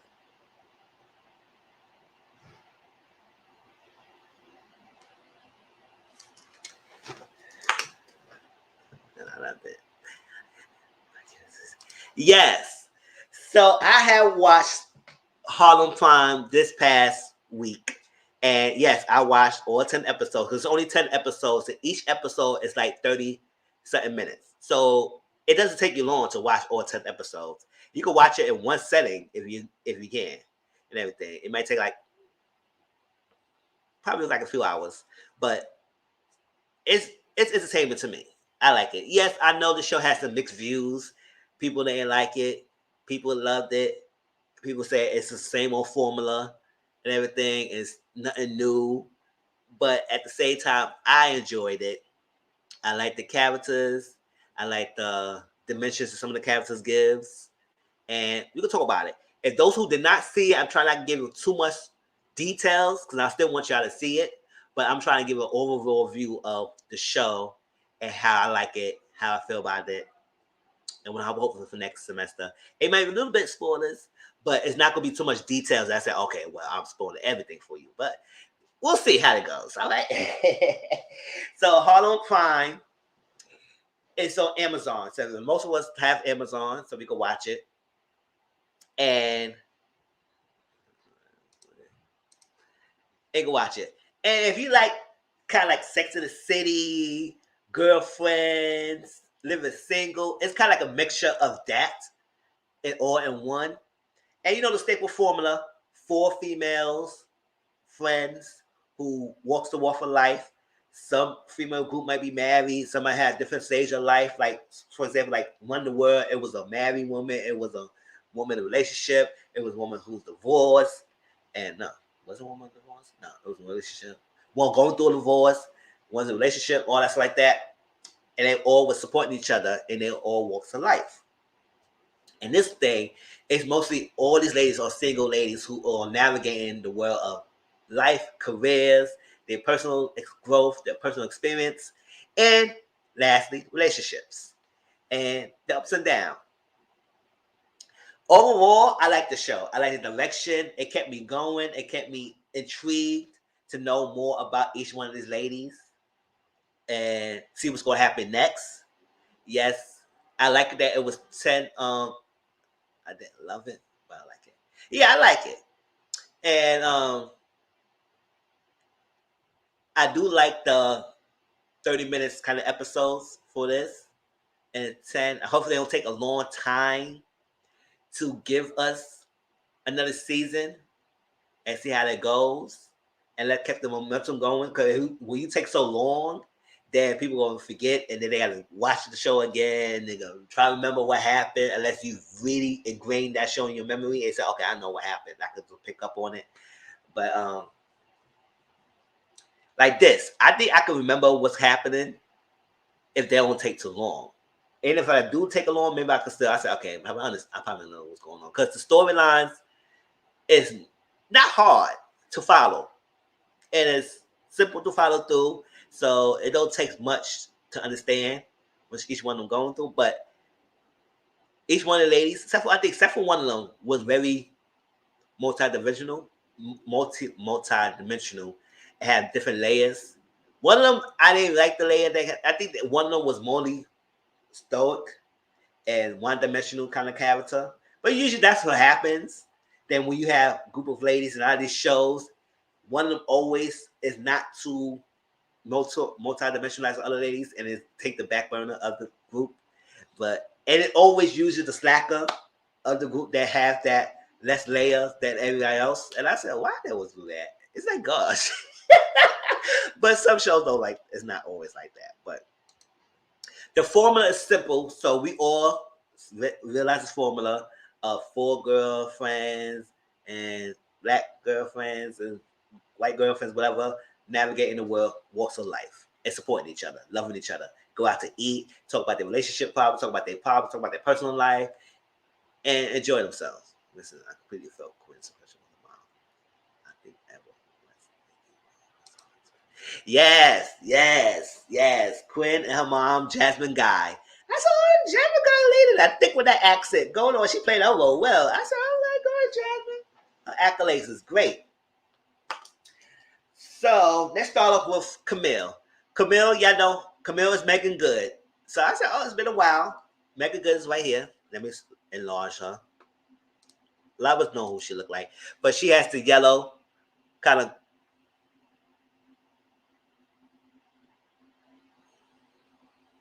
golden yellow look with the dress, the locks put together. Love it.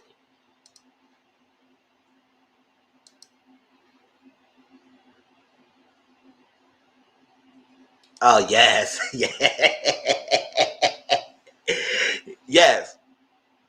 So we got Camille. Camille is Megan Good is Camille. She is a adjunct professor, and she's trying to fight to be a tenure. And she loves the school that she works in. She teaches anthropology and sociology, all stuff like that. Aspect of human relations and behavior and culture. That's what anthropology is. And child, yes. I'll tell you the kinks that people have. People have the kinks. And listen, people think that's all freaking not common, but you'd be surprised. I don't want to hear that. No. A lot of the men, they can be straight, like to get things stimulated. Hey, Brittany. Hey, y'all. can't stay long on the way to work and it's raining, but I see y'all there. Okay, no problem. Glad you stopped by. And so Megan is an adjunct professor. She's trying to get tenure at Columbia University, and they all was a friend group from New York, NYU. They all went to NYU, and they graduated, and they all in their 30s, trying to find themselves, basically. And she's an adjunct professor. She's trying to get the tenure. She is like an awkward kind of person. Like at some points of her scenes, she have it all, but at times when she interacts with some people, she get awkward at times, and she has that uneasy awkwardness for her. Like when she met her new boss in her apartment, she came in saying, "Oh, hi," and everything. Didn't read the cues of what's going on, and she has that awkward kind of mentality. And she always think about things and make decisions of what she wants based on the set goals that she had set for when she got out of college. And, some people, and I had this thing before I went to college, I had this mindset goal that I want this type of job. I want to do this type of job. I want to do this. I had this. I had that. But when that didn't go as planned, I didn't crash down and burn out. I was disappointed, but I still pursued the goal. I got my degree and everything, but as that didn't come to reality, I had to adjust. And I think that's an issue with Camille, is that she's not adjusting. I guess towards the end, when somebody was telling her therapist was telling her the walks of life, that you had this mindset goal that you wanted to be this, you wanted to have this guy, you wanted to be tenured, you wanted to be this, you wanted that. But no, these things that happen. So what are you doing to adjust, to change your mentality, to make sure that you're not going crazy? Yes, at least he was. And driving yourself mad because it's not the goal or dream that you have thought of, not the direction that you thought of. Stuff has changed. Stuff changed. Some people are lucky to get what they have dreamed of and get what they wanted. Yeah, she just met you. Don't ask for all that through the first encounter. That's what I say, right? But well, because he was on one. That guy was on one. He said, "Don't." So people are lucky to get what they dream of the house they wanted, or the goal, the career goal they go for, the man or woman that they dreamed of marrying, and kids and all that stuff. People are lucky to have that, but some people don't have that, and that means they're not successful. They just had they had to do away their goals because their goals they align and what the reality is. So that's the Camille problem with her in this show, of her what's going on, because she make decisions and then it doesn't align with what she wanted. She thought things go for her place and it doesn't happen that way. Thought things go for back, and it also plays off of her relationship with unpredictability and what she does.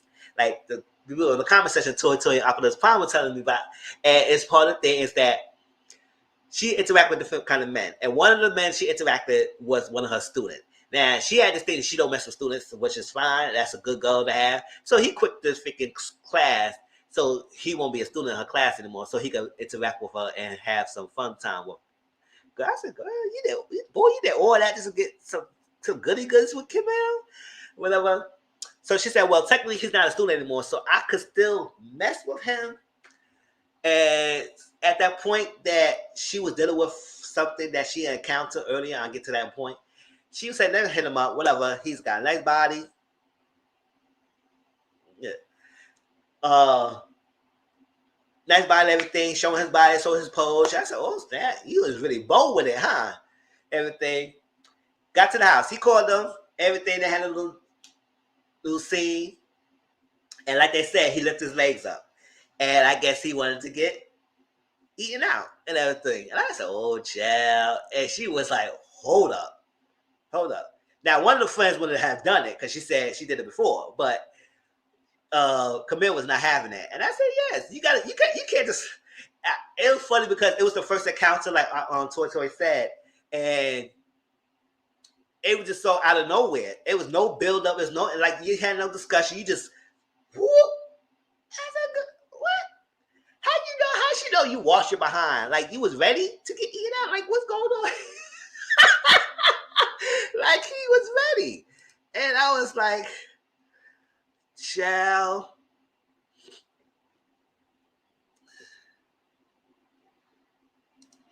That was her first mistake. And I was like, she was ready. She wasn't ready. And he does this before. I said, "Dad, you didn't even know she clean and she's down like that. Like she's not adventurous like that. She's a girl, like she just like to give you the head, get her head, and just have sex. She ain't want to do all that kinkle extra stuff that you want to get eat ass now. Like I said, there are a lot of guys who like they get they stimulated. There's some females who okay with that. But you just gotta be awful. You just can't run up in the female and let them know, and just like Calvin and Sisters. I don't watch the show anymore like that because I get sick and tired of a lot of the characters. But Calvin just put the freaking dildo in his freaking behind and everything, and people was questioning about his antics. Yes, he's a feminine. He has feminine qualities, but he's straight. He likes his females, and he like to stimulate it. And I said, "Damn, you gotta ask. You just gonna pop her toy in your booty hole like that? What the hell is going on here? Like what?" They wearing freaking panties. I said that was far too much. I said, "Go, child, listen." you touching your side, but we ain't touching that much to the side though. Shoot. Doing too much with the panties and all that stuff. So there are guys who like their things stimulated. It doesn't mean they want to be having gay. Some might be curious, but not all. And there's some people who love their man freaky like that, freaky deaky. And you just gotta find a man. But this encounter, it was just so out the back. It was not warned. All right. So she left him, and after that, it was no ever be seen from him again. So y'all had to watch it to find out what's going on and all stuff. I mean, so that's Camille. And then okay. The big storyline of her, that's why I want y'all to watch it, is that she had an ex. And you know, Tyler LePay, he plays Benny in Half and Half Nots, and he plays Diamond on P Valley. So y'all know what he looked like, the finance, Tyler LePay. And he plays Ian, and he was the ex. And I guess he had an opportunity to do better for himself, and she decided to end it because it was going to be long distance. And some people can handle it, some people can't handle it. So she had to know herself. So for her decision, I think she kicked herself for the decision because now he came back, and now she's like, "Oh my gosh!" And this was some of her awkwardness came about. It's like that, and this is how awkwardness came about being with him and everything, because a lot of unsolved issues happen in the relationship. How she ended it and how they feel like she should have ended it and all that stuff. And now she see him back in the block again and she try to move on, but now she see him that she can't move on. Like it's this thing going back and forth. There's a point that he expressed some feelings towards her, how he felt about her, and he got engaged and she got a new boyfriend. It was a lot. And now hopefully next season we'll see the fallout of what happened at the end. I want y'all to watch this to see what happened. But the whole back and forth with the ex plays a big role in her storyline. And yeah, and all parties involved. Because she got this guy named Jameson, another nice-looking guy, and everything. They met each other doing the debate in the panel. They were a little heated, but that was good. And he was a little stalkish at the beginning. That was a little stalkish. But she got all past that and everything because he didn't know how to approach the situation, so he had to stalk him. Yeah. Yes, I do like Jameson. I think he would be better fit for her. But she gotta get Ian out of her system. She gotta get him out of the system and move on. If she can't get that out of the system, then it's gonna be tough for anybody involved. And I wait for next season. And if next season happens, we're gonna see the fallout of what happened or what's gonna come out. If they're gonna end up being together, they're not gonna be together. What happened to Ian's fiance? What happened with Jameson? If they find out, well, we already know the fiance if Ian find out what happened. But Jameson might not know. Now she might feel guilty, and stuff. Excuse me. I want you to orange juice before that. And that's that. So that's Camille. Next, let's go with Quinn. Quinn is right here. Y'all know Quinn. She Boo Boo Kitty from Empire. Y'all know Boo Boo Kitty.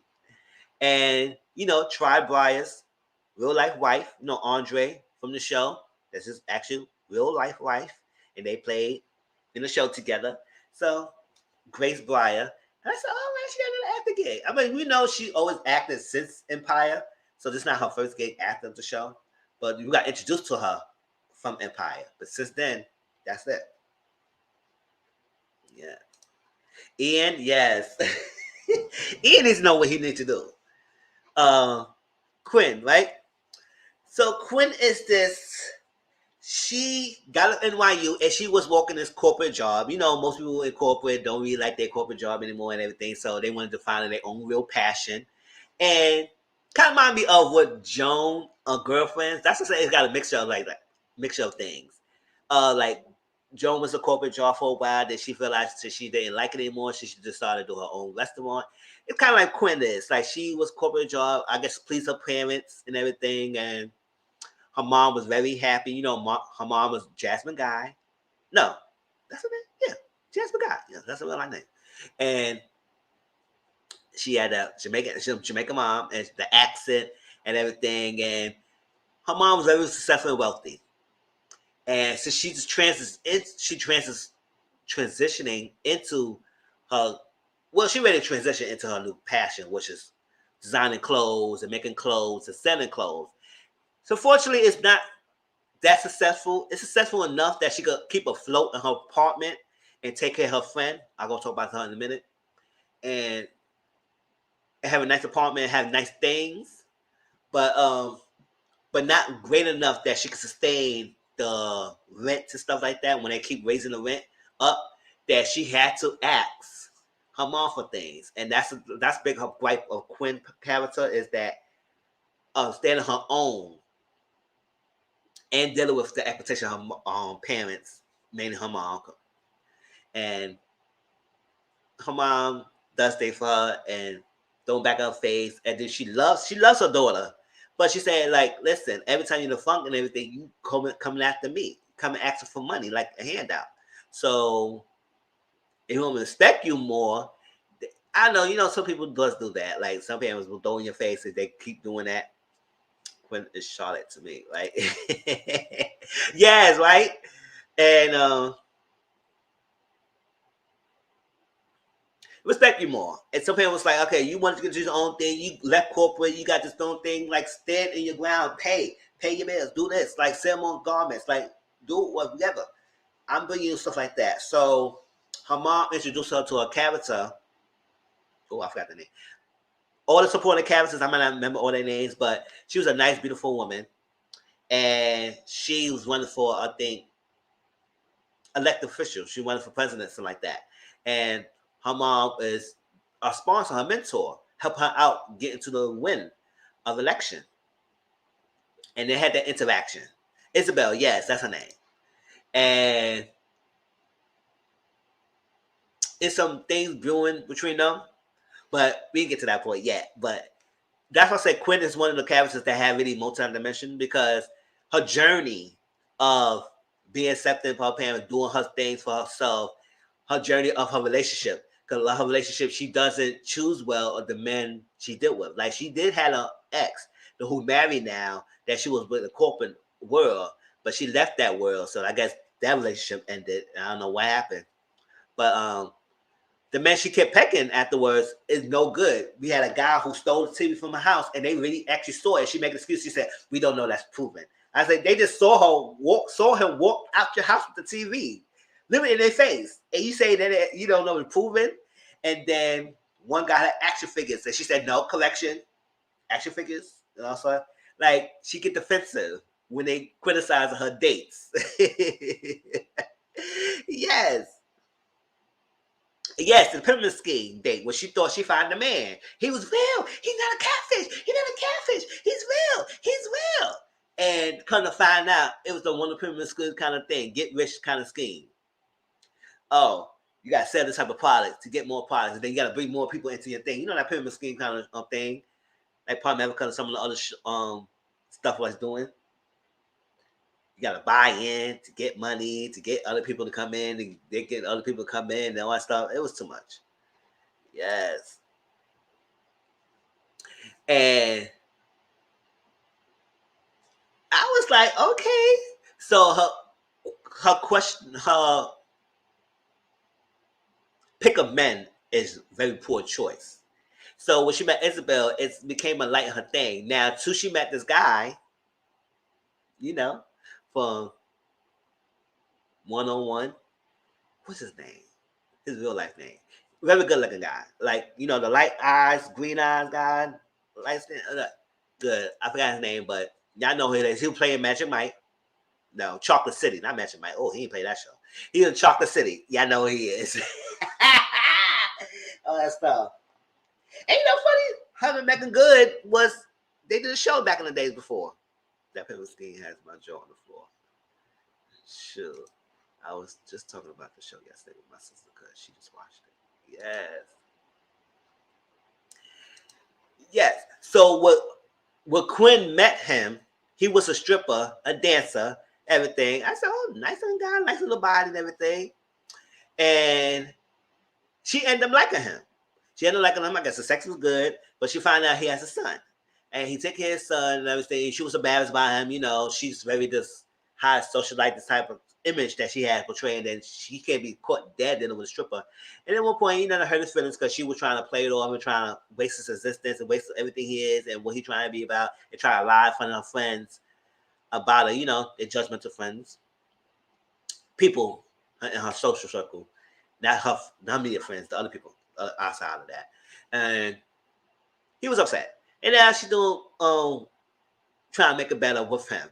So I'm trying to see what's going to happen next season with him, with that, and also her interest in Isabel, because there's this traction going on between these two, and it was like, Arnaz, yes, Arnaz, for what? Yes, that was I was gonna remember him as Arnaz, yes, but his real life name, I can find out, but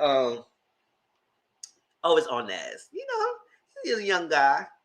And I'm gonna see what's gonna happen because now she asks Isabel on a date. And we'll see how to go from there. Now we don't know if she's gonna be a full-fledged into that lifestyle like Ty is. I'm gonna explain Ty next. But I think it's exploration phase. I mean, even though she's in her 30s, but still you don't know. She don't know what it is. She don't know it's gonna be a long-term thing. I know it's gonna be a fling, but she does want to be loved, and she just wanted to try it out. Let's see what's to try it out. If it doesn't work out, and you know you like God more, or she could be behind, we don't know.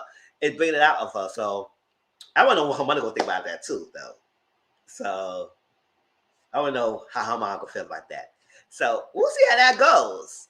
Because it could be a whole disaster. It could be a abrasive story of the mom dealing with Quinn and her exploration phase and curiosity of dating a female and the person that she introduced Quinn to. So I don't know. It could go both ways.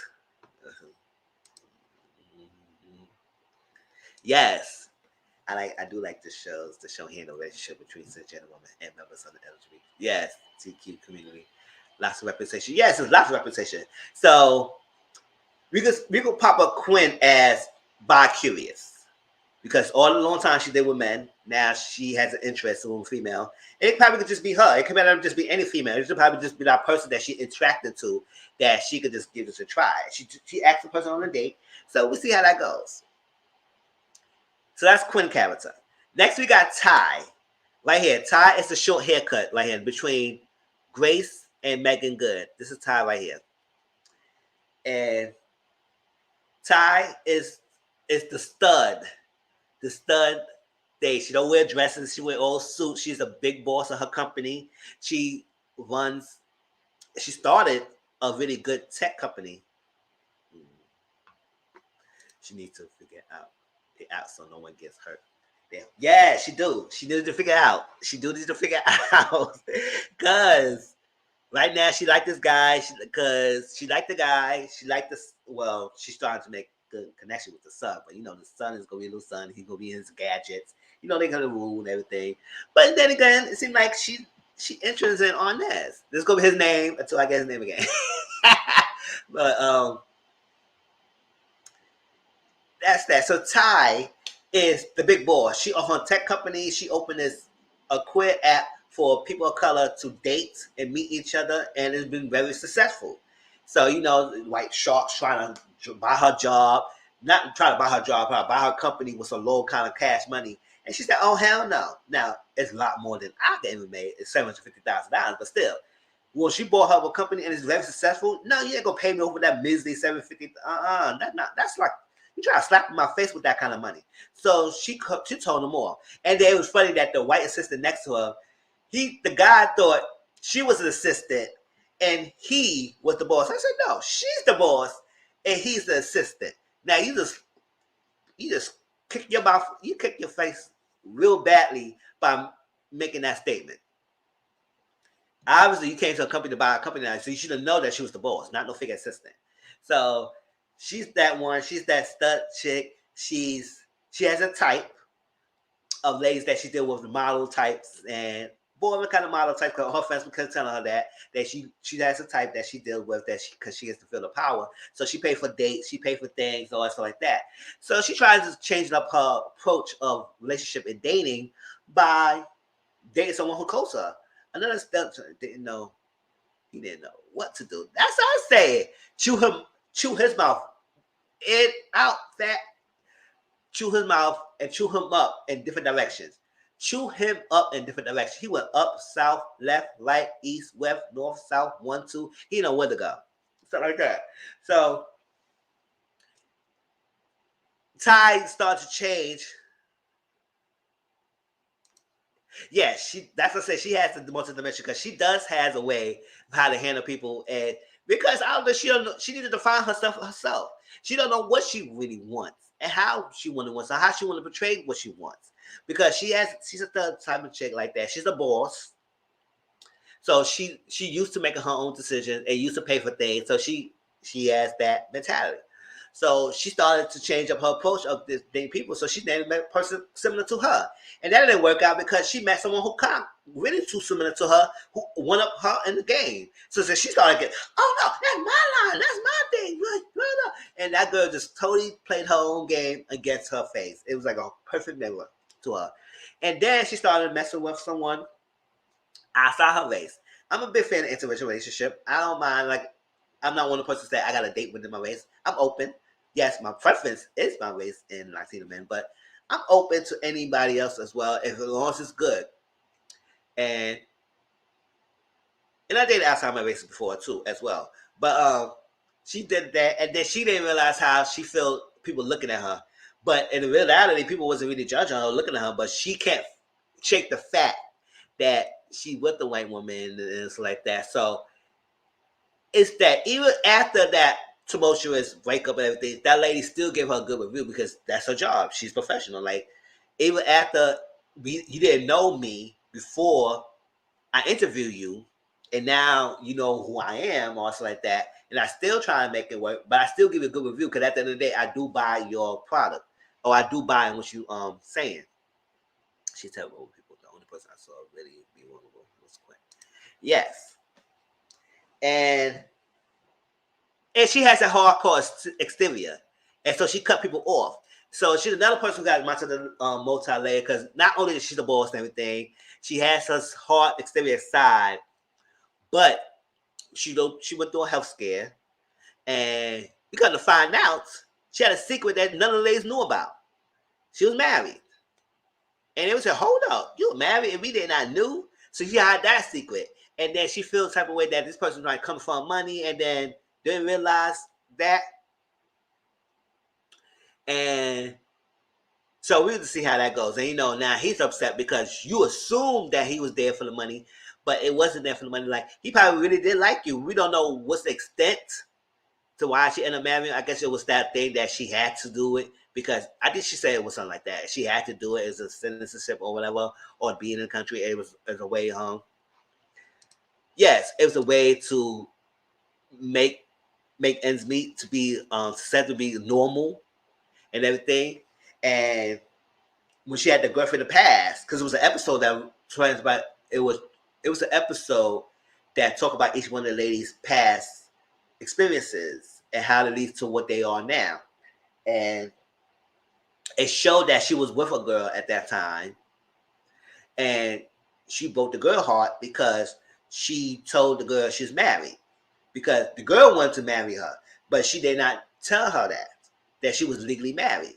So then that broke her heart, and she has a habit of not speaking everything out and spending her truth and hurting people's feelings and stuff like that.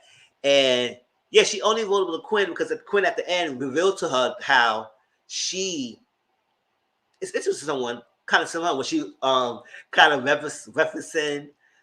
I think she said what was it? What was the food that she said? It's not avocado. It's not avocado. She said something else.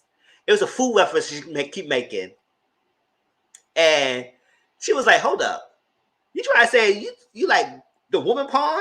Like you say like that, or you interested, or you curious?" And then they start opening it up and everything. Okra, yes, that's how I was like, "Hold up," and that's that. And then she does do. I think she is close to Quinn because I maybe Quinn. I don't know, maybe because she think that Quinn is another successful and everything, kind of some equal status to her, that she's vulnerable with her and she can talk to her and everything. Because the other ladies is on to themselves and that stuff. And Camille she like to monopolize the situation. Like it's all about, oh my God, just the ladies, oh my God. It's like I said, Camille, like you're not the only person in the friend group that you have problems, girl. Like everybody else could talk. Like that's part of one of Quinn's issues that every time we get together, it's all about Camille. Like I've had some issues too, but then again, Quinn was like, it's always about y'all, but none of y'all ask about me because I'm successful, because I'm doing well. I do need to check on myself too. Like I do have feelings, I do have hurt, I do have insecurities, I do have things, but because I'm well off, you don't think I need to be checked on. And sometimes if one of the people that you don't need to check on is people you do need to check on. And that's part of life.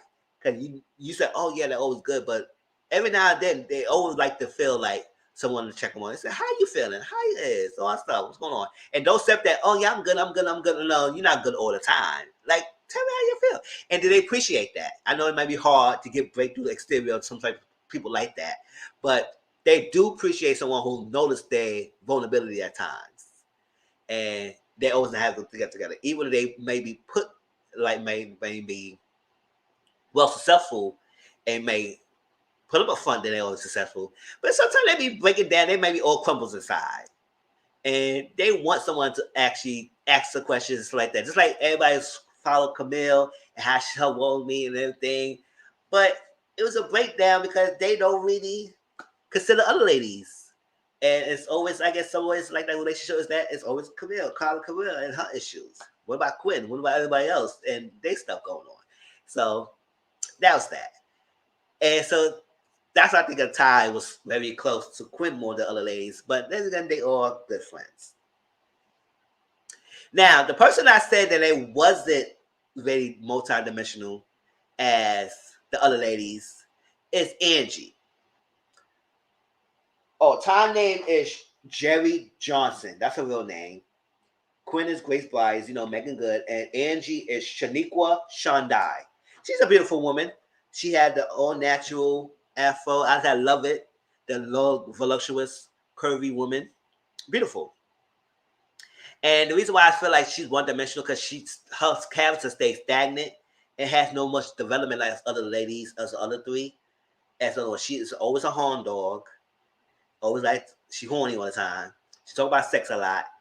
She a free spirited. She wasn't in our NYU. She was a singer entertainer, and she was big in that realm in NYU. But the label was not good. Let her go on her thing, her contract. She was not successful. So she always thought she had this dream that she could be the big star, but not realizing, like I said, sometimes your dreams is not always gonna be there. So yes, you was big in when you was NYU as a singer, you had the contract, but it's long gone now.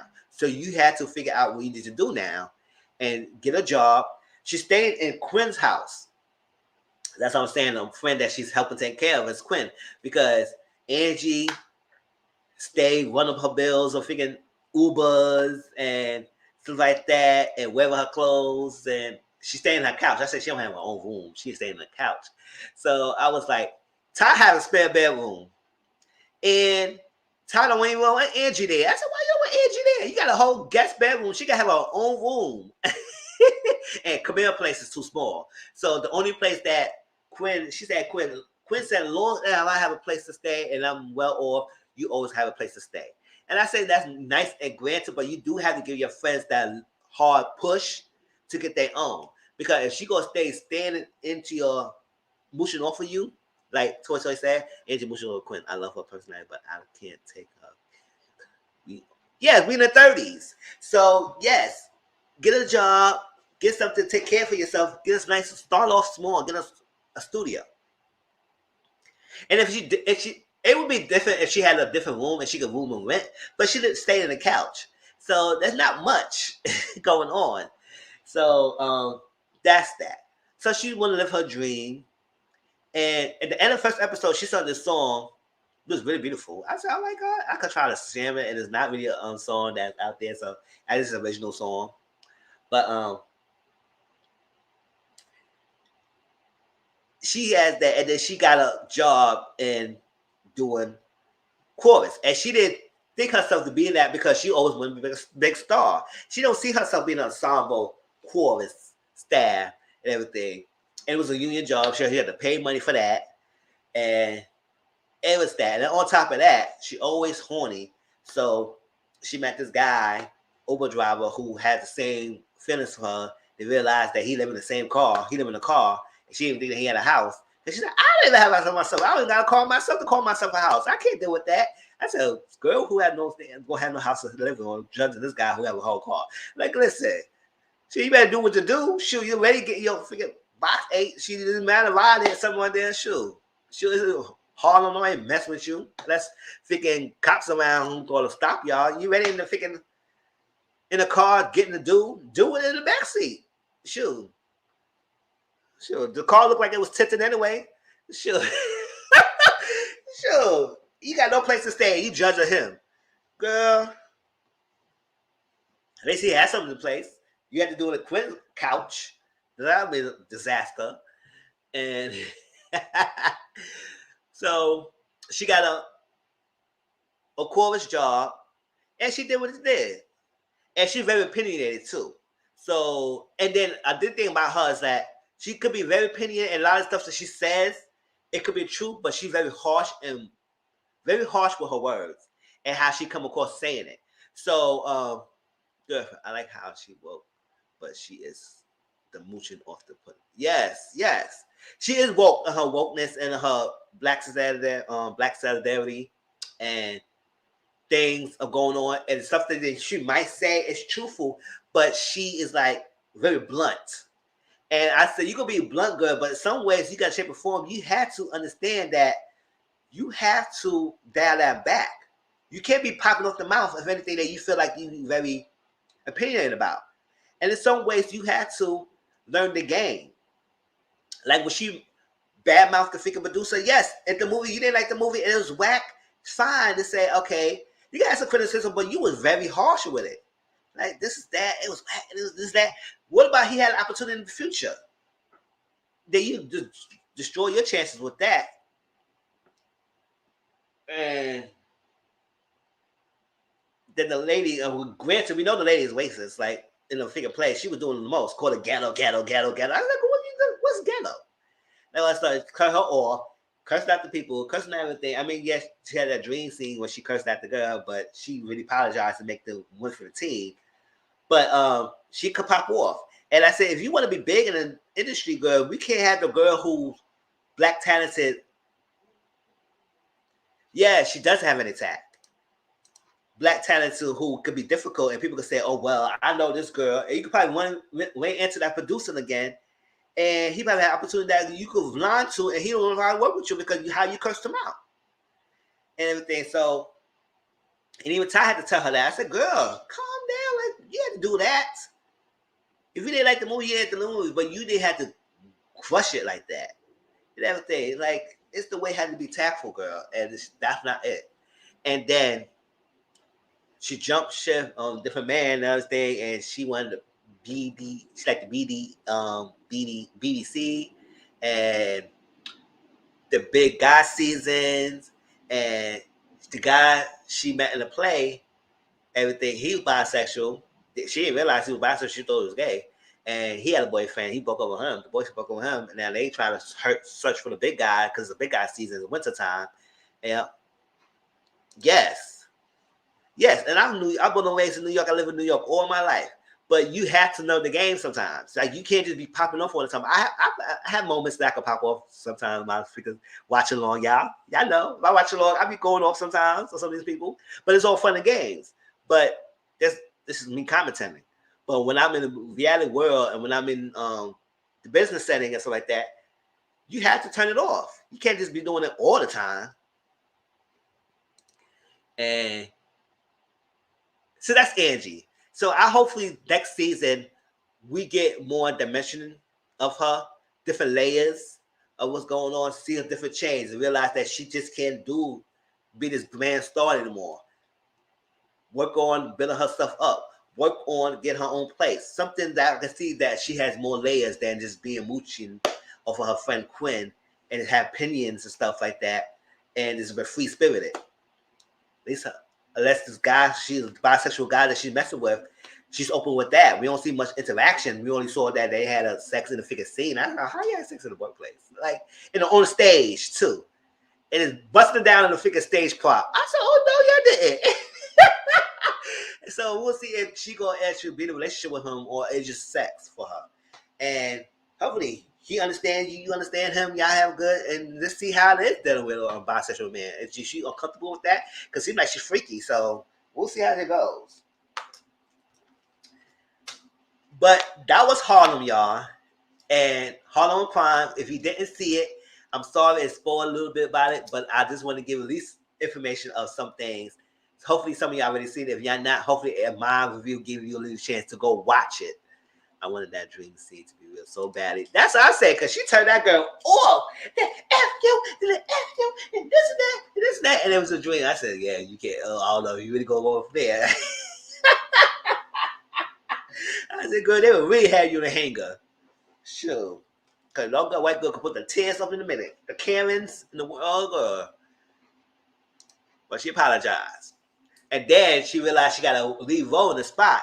And then when she got that lead role, it turned out derailed because the freaking musical was shut down because it was not, I guess it was not copyrighted. It was something that was gunslinging thing. They couldn't use the musical. I was like, oh, now they did all that work and they can't even produce, they can't perform it. Oh my God, y'all didn't get the proper channels yet? Like, what would happen? Like, going on? The Angie said, because I think they said Angie said something that alluded to Jordan Peele to look into it. And when he looked into it, he realized that was not good. So I would say, child, her whole dream that she was about to get a star, get the role, to say, no. And that ain't what happened. And she said at the end of the thing, too. I was like, oh, child. So hopefully we get more layers to her next season and not just one-dimensional type of chick. But I'm looking forward to season 2 and all the ladies, because they all have storylines that could be continue on to us to see what more happen, what's going to happen. It's not, we can't finish off like this. We have to continue on with the storylines. All right, let's jump ship into the last thing we had to talk about. It is Love and Marriage Huntsville. All right.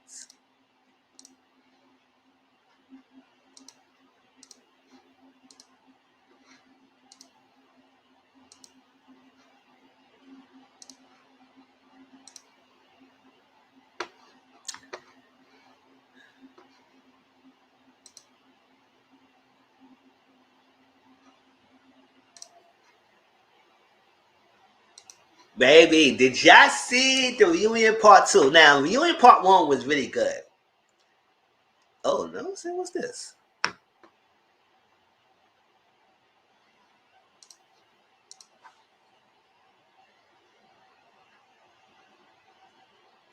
There you go. Let's start from there. Yes, because that's their kid scene. They need to start season 2 from there. Yes, that's what I'm saying. They need to start from there and work their way out of it and see what's going to happen.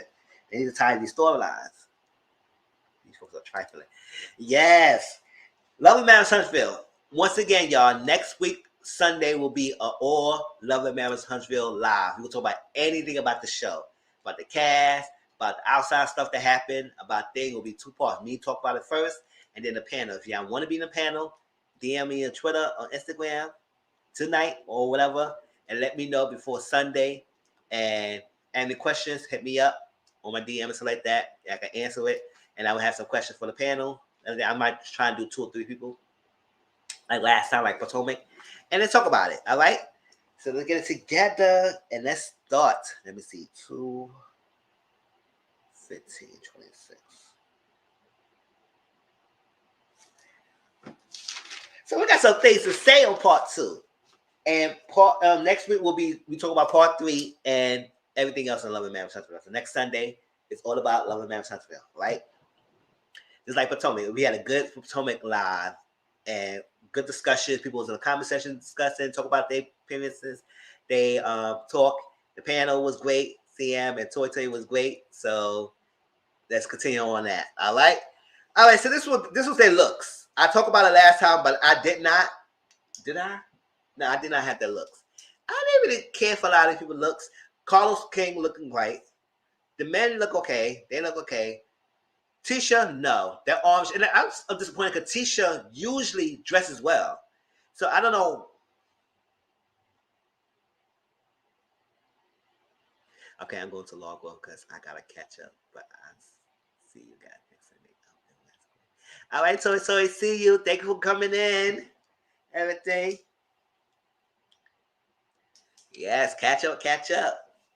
And if you want, you can watch my reviews to catch up. All right, so Tisha, I really like Tisha's dress. Like the color looked okay on her, but the dress fitted, I didn't like it in her hair. It looked crazy. It looks like stuff. She looked like a stuffed tennis hubby. And I can't do with that.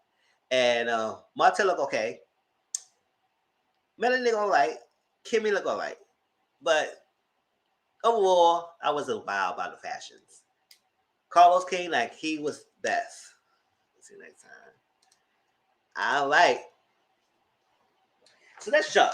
So it continued for last week. So we ended off about how, and I was going to rant. Nobody was even on that live like that. So I shared it. I shared it live. I talked about Drag Race and Love and Marriage Huntsville last Monday. And I posted the link up. But it started off when it ended last week when Carlos asked Martell if he would have met Arion before Melody when he had married Arion because the way how he was in a relationship with this girl or whatever he was doing with this girl for 5 years, it's obviously he probably loved her and it was something about this girl. So will you want to met Arion when you would marry her instead of Melody? And I was like, oh, that kind of like a blow face of Melody. But he didn't answer the question. He was very silent. Marceau said no. I said, Marceau, you stay out of it. You stay out of it because it's not your question. It's not your question. His silence is deafening. Even Kimmy said the silence speaks truth in volumes. So you don't want to say nothing because you don't want to make Melody upset. She's already upset anyway. And because you destroyed their family, and you don't want to say nothing bad about Arion, the baby mama, because you want to get her upset. So you decided to say nothing. Yeah, of course he won't marry her. Yes. And now when you have the opportunity to be with the side chick, Arion, you're not with her. So what was all this about? Yes, he might have been in love with Arion, but I do think that he has some feelings for her. But then he don't want to explain that his feelings for her because he said he has some guilty feelings. So he don't want to say he has feelings for this girl because he might be guilty of the feelings he had for her for what he was doing and thinking about Melody all this time. And he can't stop messing around with the 2 women at the same time. It was a thrill. It was all of a thrill. Like the fact that he was married, it was excited to, well, in his case, it was excited for him to sneak around and have the thrill of possibly getting caught. Now he got caught. Now the whole world is blown up because he got caught. And that's why he wants the older man to tell him, give him wisdom to cheat better and want Melody to speak to the older ladies because she could tell them that old school mentality to stay with the man because men go cheat. And that's what she didn't want to do. I'm glad that she didn't talk to the other ladies who will tell her to stay with her, like Miss Wanda asked. But other than that, no, she did her thing. Now, I do agree that she probably would stay with him longer if she was not on the show. But I do believe that she probably eventually left him. Whether I know her or not, she probably would eventually leave him. But she probably would have stayed with him a little bit longer if they're not on the show. So he can't stop messing around with two women. And now that he's vettable and he's out and open to free to do what he wants, he can be with her. He don't want to be with a alien. Because obviously it wasn't about in love with her. It was about the love of her to enough that you sneak around with her and be with her for 5 years while you with his wife. And it's not was like an opportunity that you was going to get with her even after you fail a marriage, because you knew the possibility if you were to get caught, you probably possibility that the marriage would be ended. But I think he didn't think that it was going to happen because he thought that she would talk to the older ladies who say, stay by your man, and your man go do it. As long as you take care of the household, you can do whatever you want, right? And the man's going to be the man. He going to cheat and still take care of the household. And that's the old school mentality that we need to break away from. Because even today, a lot of people still have that. Man going to be a man, so to stay by him, he going to do it now. You don't have to stay. And that's what it was. And now he got two phones. Yeah, I remember the first season. We're going to talk about all that next week as well. But the first season, he mentioned about having two phones. Remember that sports scene? That scene, they was playing baseball or something like that. He mentioned to Marceau and everything, and Maurice that he had two phones. That's the two phones she was talking about. That his back was all broken out. Back is all messed up. And still creeped up and bend over, hunched over, have another phone. Go sneaking around having a whole conversation with another phone with this girl. What does I was like, oh my gosh, Martell, you know too much. And now, let's move on. So Carlos asked Kimmy, is Martell a manipulator? And do you think so? You know, Kimmy always good friends with Martell. So she always by him side like that. She said no, I don't think so it is, but I do think he believes that she do believe that he is guilty with the feelings for Arion. And that's why he don't want to say nothing about having feelings for her, because if he admitted, then he would be guilty of it, of having feelings for the girl because he's supposed to be married with Melanie and being only about Melanie. But no. So that's why he's not saying that. So she's still guilty, but I don't think she don't think that he's a manipulator. I said, well, most knocks are. So, but hey, you know, Kimmy always defended Martell and put some way in trouble for. She don't probably like what he's doing, but she does defend him a lot. So, or stick up for him. But she still call him out. But she do stick up for him a lot. So everything. But they did give the first part, or at least most part of the first couple of minutes, or at least 10 minutes of the show, talking about Arion. And I imagine if it was 10 minutes to us, it was probably longer for them sitting there. And they had to cut them down. So I can imagine Melanie sitting there, listening to all these questions about the side chick, and sitting there being trooping and sitting there. And a lot of people say that Melanie is not Melanie is good, because I would have flipped out and everything. I would sat there with to myself and listen to what he got to say, because I want to know the answers too. Boy, by like I was enough. Don't act like I was not enough. And try to act like and Carlos asking, oh, will you think Melanie was not good enough or was not enough? That's what you had to entertain for women and all stuff like that. And she said, no, I was enough. I was enough to have 4 children with. Yes, she better be enough. And he said it to her that she was enough. And it's that he just couldn't stop doing that, messing with the other lady. Yes, they're not together. They're not together right now. Not even dating at all. Now he had the opportunity. He was sneaking around all this time of the thrill of being possibly getting caught or not. Now he had the time to even be with her. Now he's not with her. So you do all that for what? You destroy your whole marriage for what? For somebody you're not with. And you was dealing with. Yes, he did with other females too. But this was the one who was messing with for longest. So you had to feel it for her. You might not have been in love with the girl, but you must have love her at some point to continue on with that for 5 years with the same person, just for sex, whatever. It was more than that. It was the feelings. You had feelings for this girl. The fact that you was comfortable enough to bring her around the guys trip, all that stuff, praying around her. If we get to that, you know what? We about to get that now. I like. So you got feelings for this girl. Maurice.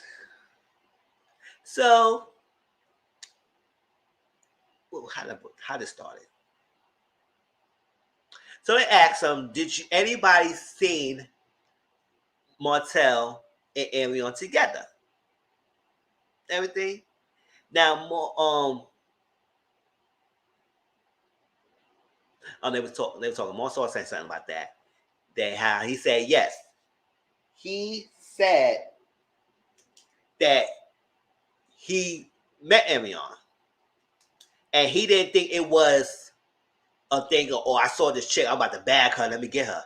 He more so felt like it was something more to it. It was a connection between Arion and Martell that he knew something up.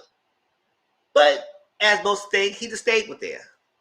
Yeah, the short kidney better do it. Yes, Maurice is sneaky. And he knew it, parading around him. They was not even Huntsville. They was in Atlanta. They were in another whole state. Alabama all the way to Atlanta to do what they do in a guy's trip. What the hell is this girl doing in a guy's trip? Who's not your wife? It's like, what was this about? Someone else say yes, I know. Oh, helmet wig, yes. Oh, what she was doing? I don't know what she was doing. I don't know. She was fighting crime and singing songs, so I don't know what she was doing. She was a bright Teletubby. I don't know what the hell she's doing. All right. So yes, he said he met Arion. Now now Carlos asked Maurice, "Did you see the interaction with Arion?" He said no. And I knew after that Maurice is lying. It was a guy trip. Y'all all hang out. Ain't no other way you cannot convince me that you did not see Arion with Martell. He lied on the stage.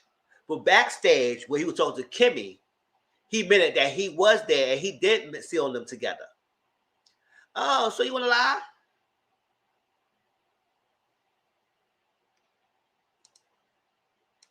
Now, I think she probably went by herself. She probably went by herself, or she probably brought friends. People saying that she probably brought her girlfriends with her to the guys trip. It could be possible. It could be possible. But it could be possible that she was by herself because she was that bold of it. She was that bold. That bold to be with the guys trip, to play around. For Maurice to sit there and lie and say that he did not see them together, and to that extent, he didn't see them. No, it is extent. And this is my grip about this.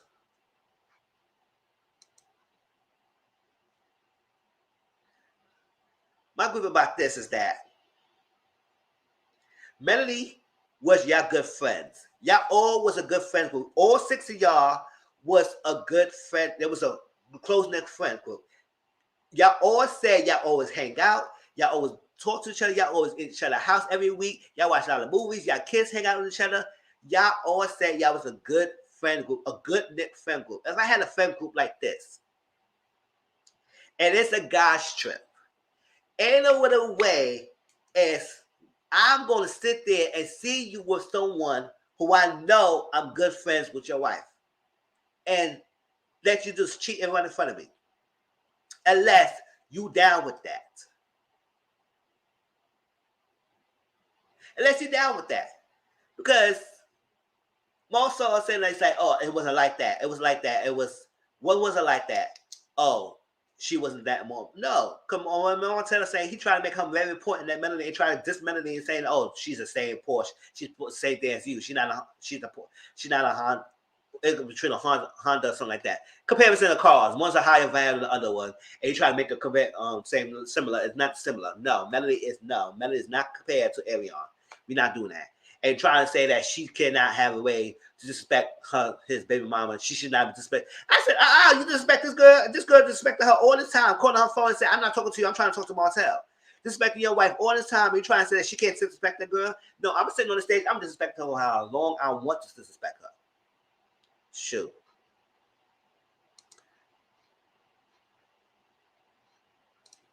Yes. So, Maurice and Marceau, all in a guy's trip, met this girl around Martell, and nobody really said an issue with it. They knew it was wrong, but nobody say nothing. No making a bid of it. Nobody put him in the fire and tell him not to. Because to be honest, even when a guy is faithful to his own wife, most of them would still condone his guy friend doing what he's doing and not say jack shit. Don't say nothing. They won't say nothing. They won't cheat themselves, but they won't say nothing. So sometimes it's obvious like you could condone it, even though you might not do it, but if you have a chance, you could do it because you condone it. And you don't tell your friend that he's wrong. And here Maurice said some dumbass stuff saying, oh, I want to leave. It would be influencing me being there. Influence you staying there while he's entertaining another chick who is not your friend's wife? Who not? Really? How much influence you have? Obviously, you have nothing of influence, so you're sitting there condoning that. So he's still doing it. He didn't stop.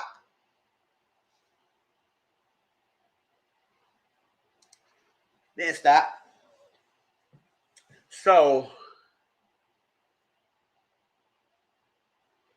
I can't believe that. So Kimmy said, if I was you, I would have left. I would not be sitting there when I know my friend entertained someone else and I'm not condone that. So that means if I'm staying there and I'm standing there and watching it, I'm condoning it. Now, Maurice, you could say all this stuff when you say, oh, well, I have private conversations that it was wrong and my actions speak a lot of things. I don't think it's wrong. I don't think it's wrong for me. I don't have to believe. I don't need to believe so I should leave. Leave it would make no difference. I had to have conversations. I said, at the end of the day, yes, you may have conversation about her. And Kimmy said, I believe you that you have conversations. I'm not knocking that. But I'm knocking that, well, you saying that you would stay there, that means you condone the action. Whether you have conversations with them or not afterwards, you condone it at that moment.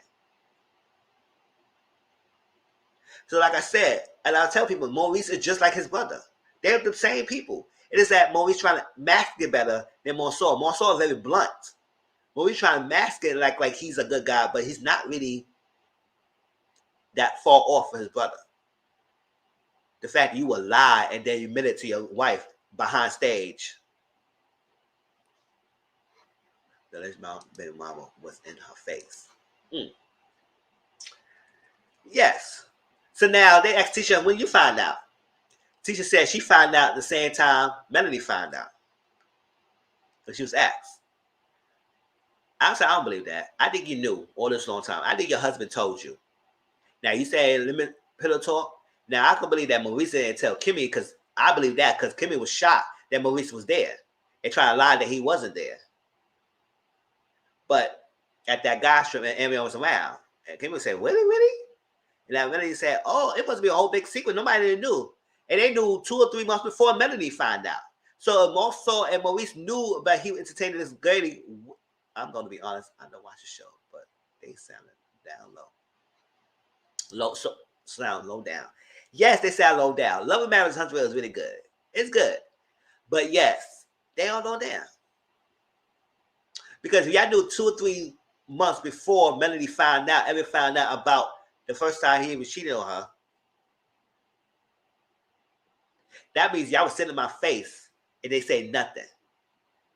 And I know but Maurice probably told Tisha, because that's what Tisha was so comfortable and throwing and thinking Melanie's face that Montel bought this girl a car. Y'all remember that scene? When Melanie, and she said, how you know my husband's Tisha? She said, well, follow him. Check receipts. And then Tisha didn't like that. So she said, well, that's why your husband bought this girl a car. So you didn't know? But you knew enough to even know the details or you was trigger figure happy like everybody else. Trying to find out information. No, you knew. And I think you're sitting there lying on stage that you didn't know about the girl.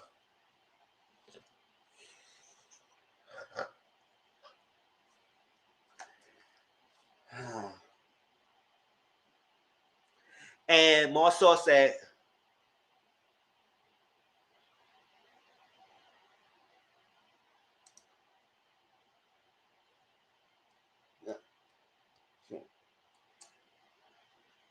and Mansour said that Martell is very aggressive with Arion.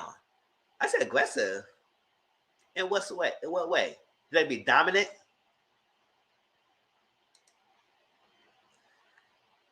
Very dominant? Okay.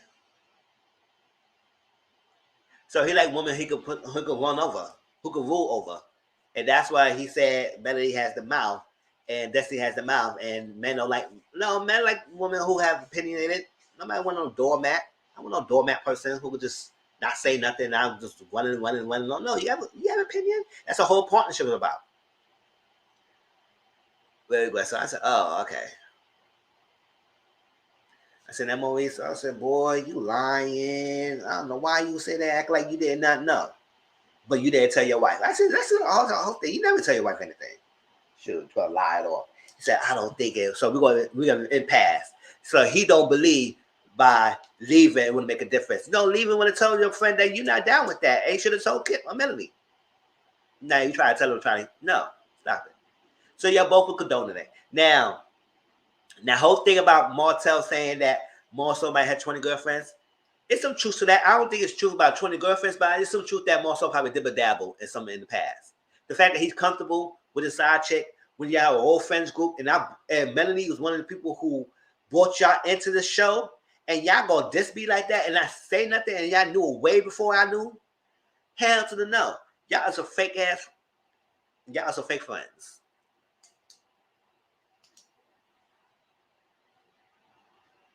Or he don't want to rattle the feathers and get Martell. That's why he's so hell bent and not trying to get Martell so mad, because Martell is off the rockers. He could throw off an edge and start blabbing everything out. That's why you try to keep a hush hush in Martell. So Martell knows some dirt.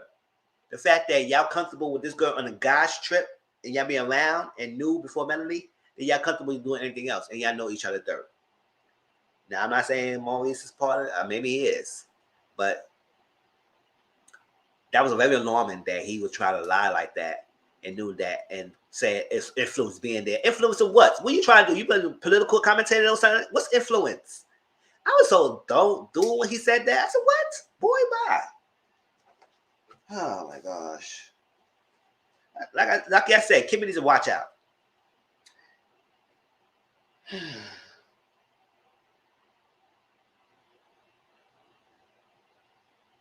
It was an answer trip. I said that already.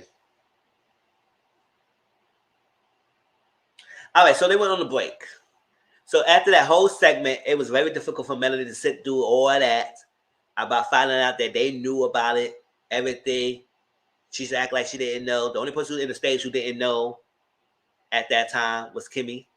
Until Kimmy found out, and Melanie found out. I think that's the only person who found out after Melanie found out was Kimmy. But everybody else knew that dirt.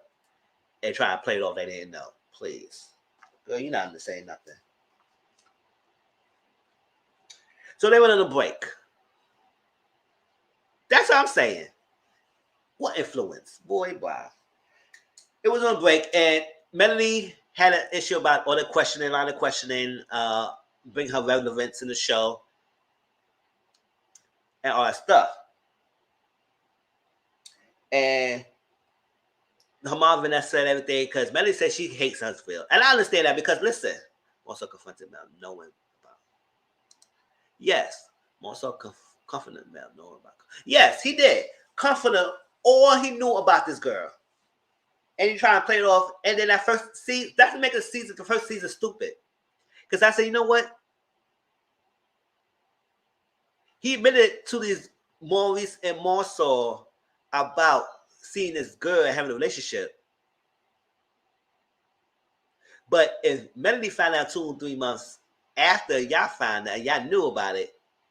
So you got on the show and played it off like y'all didn't know about this girl when y'all all along y'all knew who she was all this long time. Now it got me thinking, y'all probably knew about this all this long time. It's just that y'all just talk about it on the show to make it seem like y'all didn't know.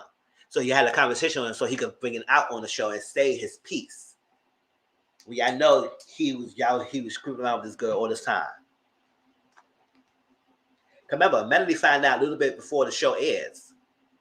And then that's why it was so rocky and it felt like she was put on the front because they were trying to work it out. And she believed him. But it didn't work out. He kept doing it.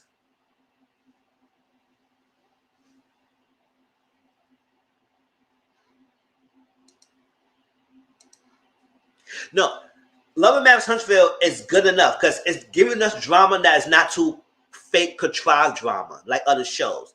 Like Love and Marriage Huntsville is like realistic type of drama. That's why this is one of the shows I really like because it's 3 seasons in and the authenticity of the show is really there because these people share their problems. They share their issues. They share with marriages, relationships, in between the friend group and between each other.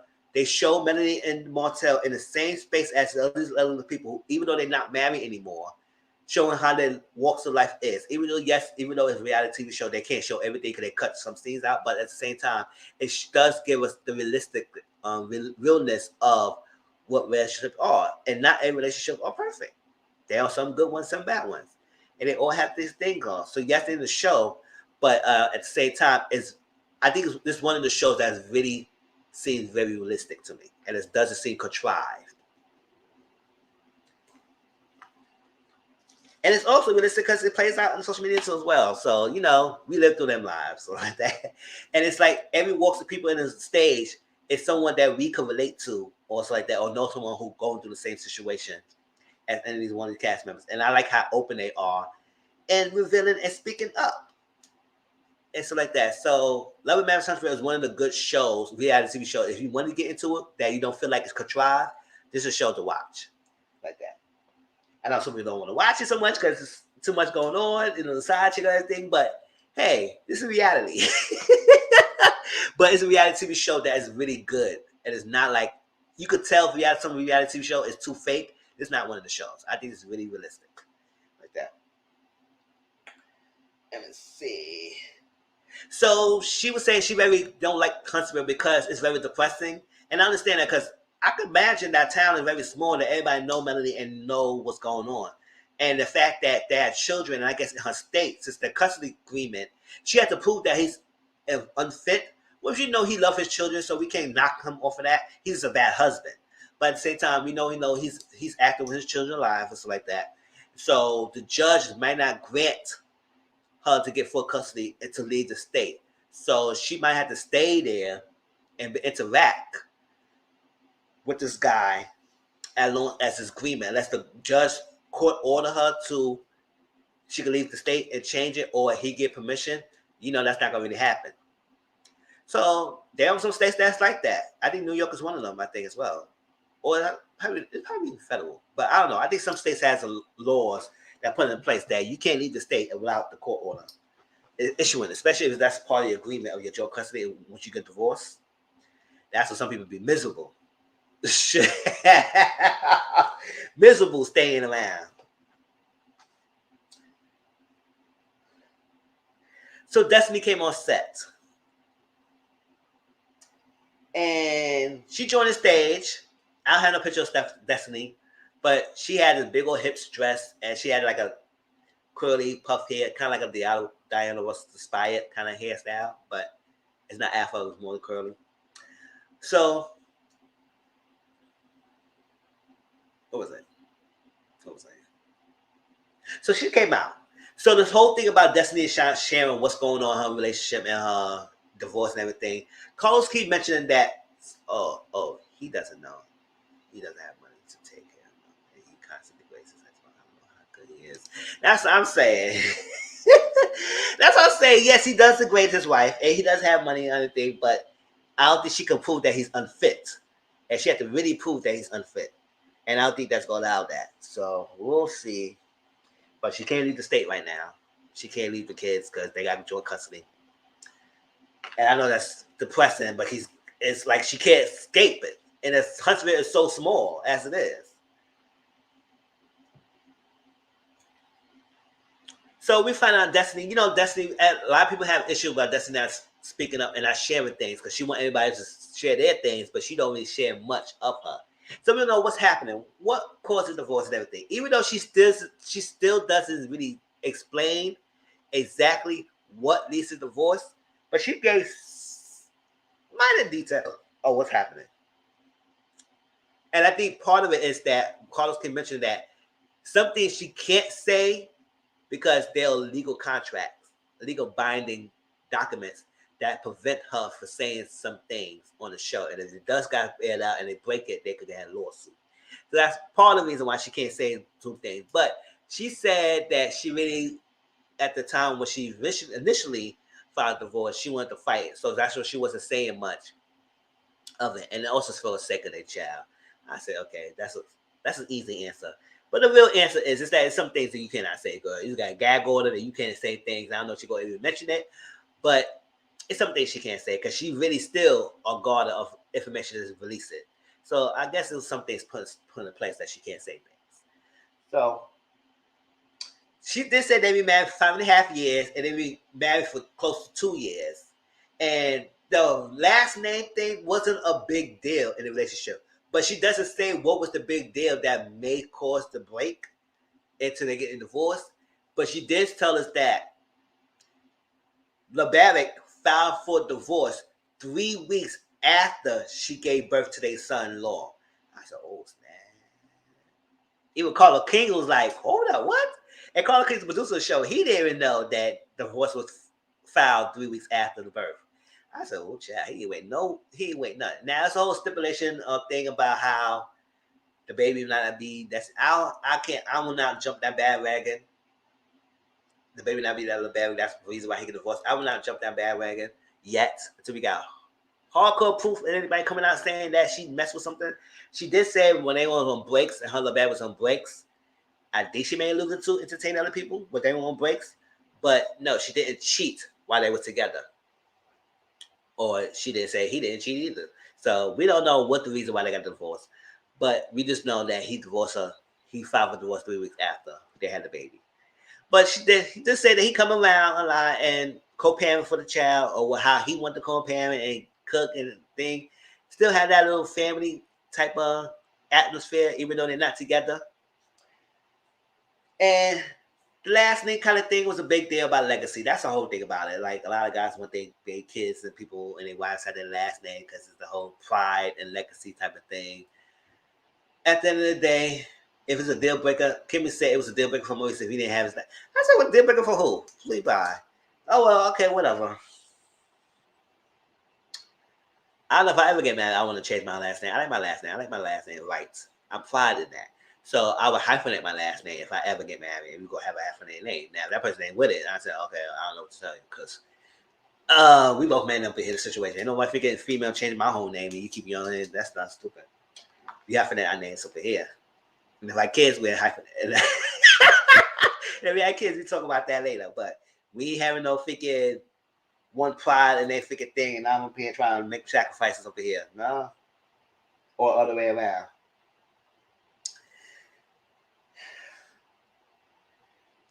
So Lewis and Tiffany came out and they talked. And I don't know, Tiffany seemed very reserved. Like, I don't know if that's her personality or she just. I do agree with Destiny about how Tiffany and Lewis feel like they rehearse and they're very rehearsed and poised because they seem very staged and very rehearsed. Like they know what to say, how they say it, what kind of answer they're gonna give, and everything. But I'm here for Luis getting Marsaw together. Because I Marsaw think he know it all. He think he know it all. He don't like nobody tell him anything. I don't care if they newlyweds. I don't care that he got divorced. I don't care if I'm single. Everybody have opinion. And they could give advice. Now, granted, if he seek out the advice, because I don't think Marsaw seeked out the advice, at the same time, unsolicited advice is given. Not everyone unsolicited advice, so I give him that. But at the same time, advice is advice. Y'all all in the show. Y'all all gonna give your opinions, whether they ask or not. So he part of the cast, whether he's a new person in the cast or not. Seems like your friendship ain't all that great anyway as it is. So, Marsaw or Louise? It's like that. So, come on. So they got to Tiffany, right? And tried the transparency. And is it the whole thing about transparency is that you can see through you, and there's nothing that people should talk about and question you about and everything. And Tiffany doesn't really share much about her life. She shared here and there what she had with Destiny and stuff like that, but she doesn't give. But she isn't anybody else. Yes, Tiffany could be messy. Yeah, we all find out when she first in it. And I'm not one of the people who said Tiffany could get off the show. At the end of the day, she knew. She part of the cast. She brings a different dynamic. And I'm one of the fans who love changes. Now, Carlos said fans like change. Nobody say that. We like changes. It is the way how people come in. How Destiny came in, people are okay with Destiny. I ain't mind Destiny, But when she came out to Kimmy, I said, okay, that's you doing too much. Or for chicken, girl, it was chicken. That's all she said. He made good chicken. That was a compliment. It was no bad thing. And then she came around, and then she came around. We like her. Tiffany's messy. Yes, and she does say things and everything. At the same time, I ain't gonna say she could get off. I mean, give her another chance. Let's see what she could give. Can she get more of her? I don't hate her. I don't like her like that, but I don't think she needs to not be on the show. I think she could stay in the show. She gave me one for money. And if Luis could give Monso the business, let him give the business. Because Monso act like nobody can say nothing to him. He act like nobody can say nothing to him. Like he know everything. And I hate that. And you just mad that Luis called you out on your bullcrap. It's right there in your face. And you just choose to ignore it. Yes, you do ignore it. Because remember, the first part you said you're not good at loving marriage, you're good at construction. You said that in your mouth. So we know you're not good at loving marriage because we saw this in season 1. So don't suddenly act like you are that great of a person in a marriage that you could say that nobody can tell you anything because y'all been together for 15 years. Longevity does not equal success in a marriage. It doesn't. It does not equate success. You can be married for 50 years and still not happy. You just be married for 50 years because y'all decided not to leave. But it does not equal successful marriage. And we all know not all marriages are perfect. And not all marriages are disasters. There are some marriages that they could get along. They may have a disagreement, but they could work along together as a partnership. But you and Tisha, since season 1, we all feel like y'all should not be together. But the fact that y'all stay together for the sake of the kids, that's the main reason why y'all staying together.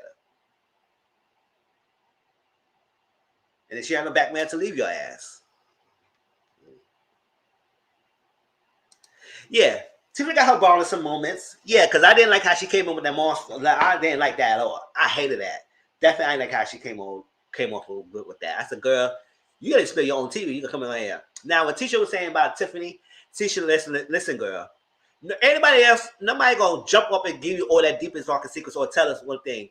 Tiffany gives information based on what she's hearing or what she knows. And plus, she's a fan of the show. So she has some opinions, and maybe people talk about it, and they hear about it, and she talks about things. Even though it's not wanted, so that's a bar of service. She needs to learn that. She needs to learn timing. But don't get here and act like that. She needs to give you all her stuff when she just met you. She don't know you, just like y'all don't know her like that. She don't know y'all like that. And the information that's being said and what she's given is based on what has been around and spoken around in the group. Not just her. So yes, Tiffany got her moments, and she can be messy, and she needs to share more, and not be too rehearsed, and drop down her hair, and then maybe we can get to know her more. But I'm not gonna be up here and trying to spill out all my tea to you, Tisha, right from the back. I want to know about all this stuff, and y'all want to say nothing, and she want to have an opinion. But y'all talking, and she have an opinion. Like Tiffany said, everybody can have an opinion. But everyone could be an asshole too. Everyone has an asshole, and Marcel is one. And hey, that Luis comment, I said, Luis, yeah, man. What you mean by that? Because you backpedal PP. And you just focus on apology and then focus on what you mean by that. I guess you took the grown man out and say, you know what? I apologize. It shouldn't be said. We understand kids shouldn't be off limit, stuff like that. But you was big bold saying you had a little drink, it was different. I said, what would be different? I don't know. What would be different? But he didn't say nothing. So he apologized and kept it like that. But I like that he was getting on Marceau behind. I'm here for that. I'm here like that. Because Marceau act like he can't be touched, he can't be said, nothing about that.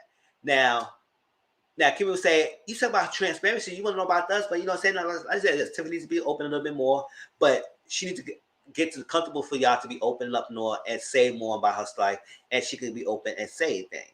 It's like that. But Tiffany, yeah, you can't keep saying transparency when you're not really transparent, girl. Go on now. So they would say, I heard she got fired for Chamber of Commerce. Is that true? Tiffany said, no. And I asked her about the social media. She said it was too very tough the first week, and she surprised that she didn't jump off the bridge. I said, "Is that serious?" So listen, I know people could be crazy in the comment sections in the freaking social media and Twitter, but ain't not enough of them to jump on the bridge, just blocking me people and just don't pay attention to it. But I don't think it's that deep unless somebody really was going hateful at you. Say they will kill you or something like that. I don't know. People are gonna be like that. People, social media are crazy people. So she said no. Now it's a comments about, oh, people say no, she did get fired. People say no, she got laid off. People say she got furloughed. I said whatever the reason. If she said she's not fired, this is gonna go off that she got laid off and she got furloughed. And furloughed and laid off is not necessarily mean it's like a amicable termination of the employee because it's beyond your realm of control. Because recently, before I'm in this building now, my last building I was in as a concierge and everything, a doorman. I'm a concierge now, but I was a doorman at that building. They laid me off because of reduction of force. It was terminology being built in the building, and they didn't need us. So I was laid off, but it was a fire because it was not based on my qualifications. It was based on my skills as a person, as a worker. It was not due to my work ethics. It was due to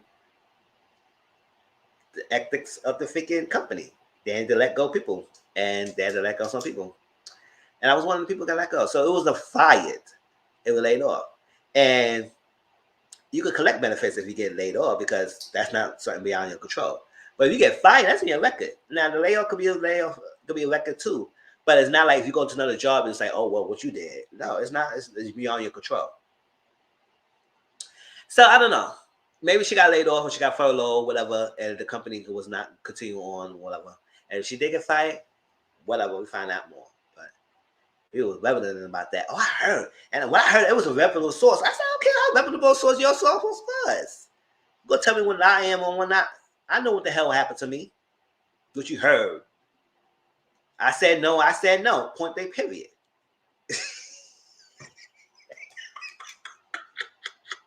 Transparency or not, don't be trying to tell me what my tea is. I tell you what it is. If I say no, it's no.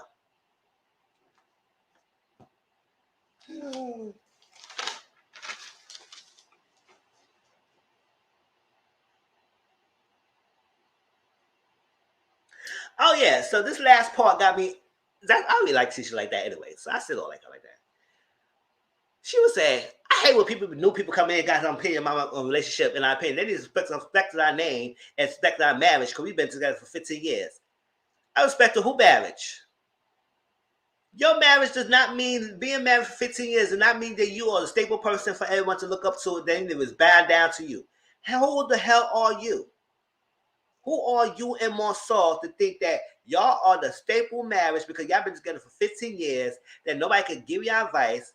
You mean to respect your marriage if you don't respect anybody else's marriage, but yet they respect you? I said you must be out of my mind. Now I was not here for that. Everybody said, ooh, ooh, ooh. If I was Tiffany, I would say if I was Tiffany, I would have figured I said respect who? Not you. The wife who can't leave her husband, who was a doormat to your husband. You gotta beg your husband to spend time with you. You gotta do this. He don't want to spend time with you. He don't want to have sex with you when you in your own lingerie. He always talk about work. He never around you. Always put you down. Don't want you to work at the first season. Always this, always that. Always want you to home. Don't even know his kids have allergic peanut butter. All that stuff. Don't value your opinion. Don't want to go to therapy. Don't want to do none of that. But yet, we need to respect your marriage. Hell to the no. Your marriage is not one I want to respect. And your marriage is not someone I need to look up to. Hell to no. 15 years, there's good power to you to be married for 15 years. But yeah, Marcel didn't respect you. He didn't want to acknowledge your love in the chicken chapel. He had to marry you. Remarry. He could just acknowledge your love. He didn't want to do that. So if your own husband will respect your marriage, nobody else will respect your marriage. You will sit here and screaming to respect your marriage, put respect in your name. You got both bold like that. Shut your Teletubby ass up and sit down and shut up. You're gonna come here and act like we need to respect you. Hell, no.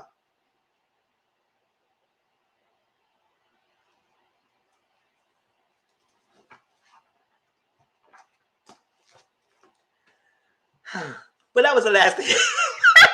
That was the last thing of that scene, y'all. Sure. And and she's just gonna be upset. Like, we want to respect you. You need to put respect in my marriage. Hell to no. 15 years does not mean that you need to have a good, successful marriage. If y'all show us something that needs to be respected, then we need to respect it. If y'all were staple couples to respect other people, they will respect you. But we're not respecting. I don't care how much is we've been together for 3 years, or we've been together for 3 years, or 3 months, or 2 years, whatever. We have an opinion, and we don't have to respect you if you don't respect us. And they said, "Oh, it's new."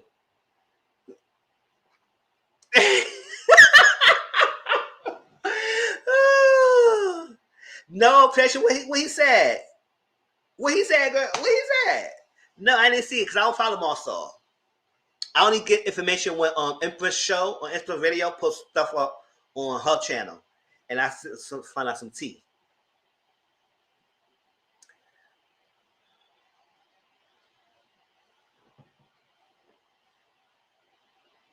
Oh, he did. And she was standing there.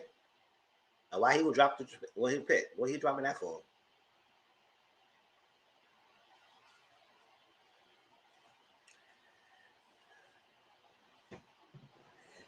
Well, so I was like, child. Okay, let me see.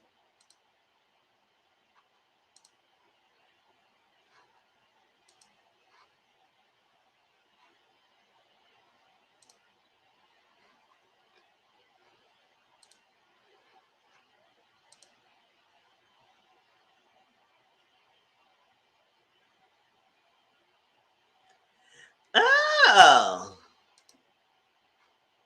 all right. I'm about to share it right now.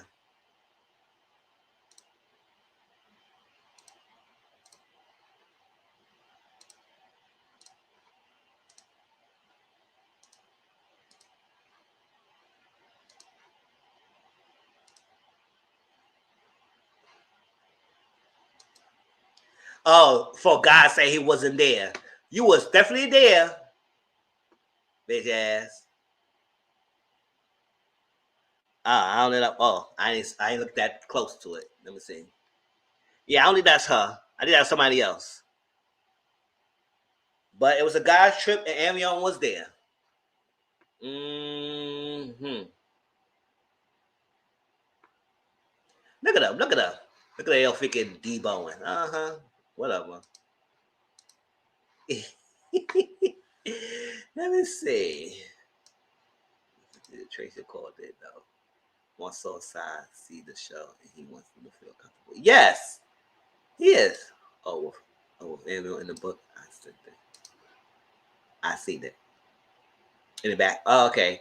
Marcel was in the pic looking light and bright. Damn. Yes, he was. He was a liar. I knew he was lying when he first said it. You was there. You was at the guy trip and you saw the girl. Oh, that's that. I said. See before. Oh, okay. You said it on my Twitter, right? I gotta look up to that because that's all the tea coming from. I need to go back in there because.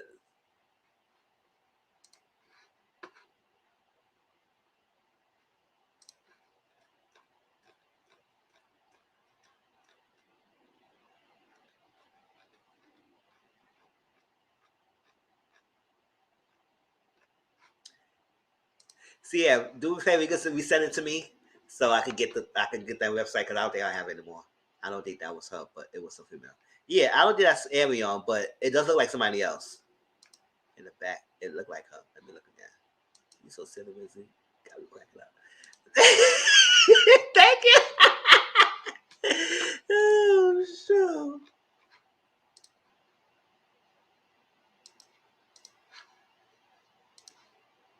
Yeah, so that was it. So next week is the finale. No, not the finale. It's the third part reunion. And next Sunday, we're going to do all of it, Marriage Huntsville. So once again, if y'all want to be in a panel, let me know. DM me on Twitter or Instagram. Let me know. If you have any questions, send me the questions. Remember, the question will be anonymous if I answer them. And if you're in the panel, it's probably 2 or 3 people, just like last time.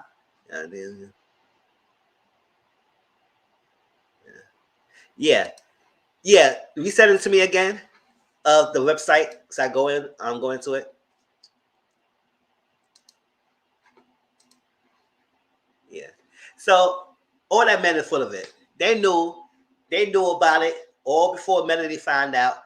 Marcel told Tisha, I know she the only person who didn't know because Maurice don't tell Kimmy nothing was Kimmy. Maurice didn't say nothing to her. But they all knew, and that's what it was.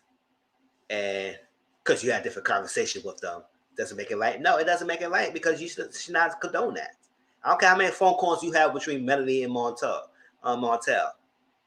All y'all said on her freaking face, brought y'all on the show, bring y'all on a platform, and y'all don't say jack to me, making money off my misery, and y'all knew way before me. Hell no, everybody got cursed out on that stage. Shoot. Flipping chairs, throwing shoes and everything.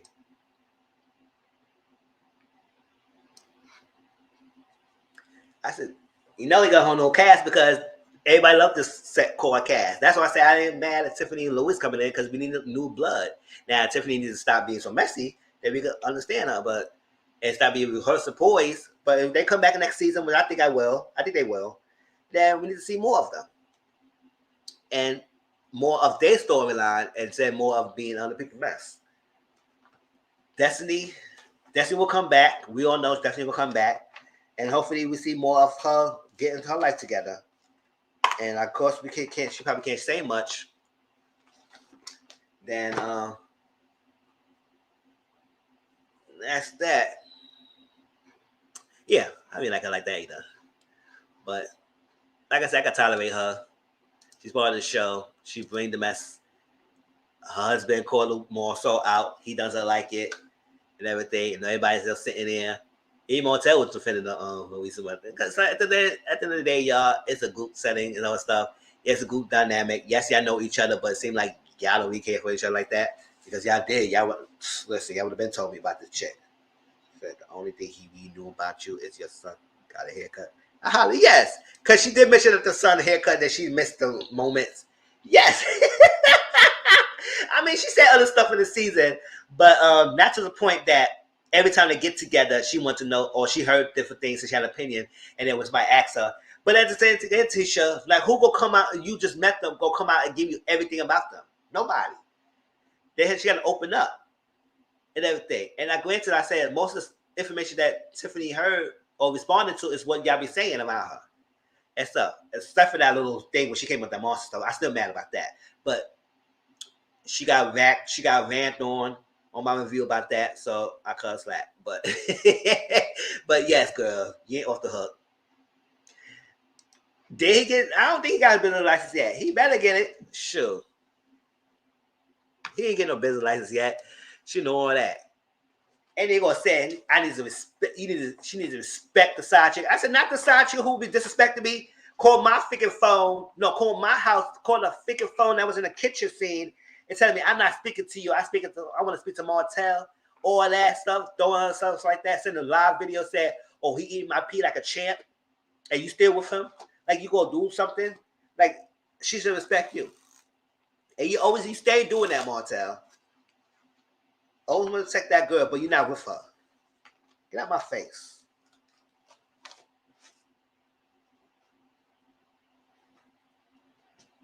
Oh yeah, Destiny mentioned about BD energy because a lot of them saying that she needs to bring them more woman. I said, what's wrong with a woman having a mouth on her? Destiny's still woman like. She just vocal. Shoot, what she gotta be that?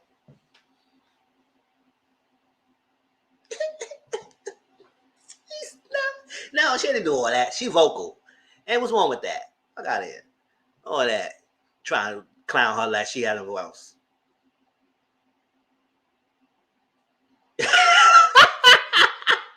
We'll come out of the phone before he get that license. Ciao. So what y'all thought about this last part, or what y'all thought about this part of the reunion, or anything last part? Because I don't think a lot of y'all was on my last one. Oh, she threatened Tisha now? What Tisha got to do with it? What happened? She threatened Tisha now? She trying to expose Tisha?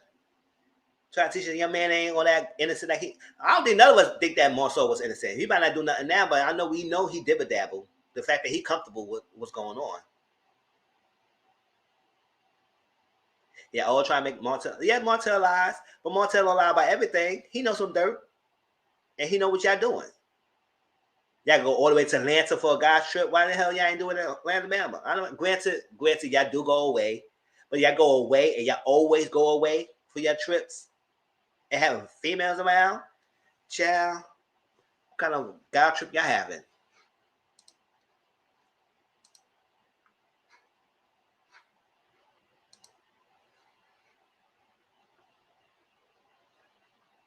And if it is, let me see. I want to see y'all put it out because I need to see what y'all giving.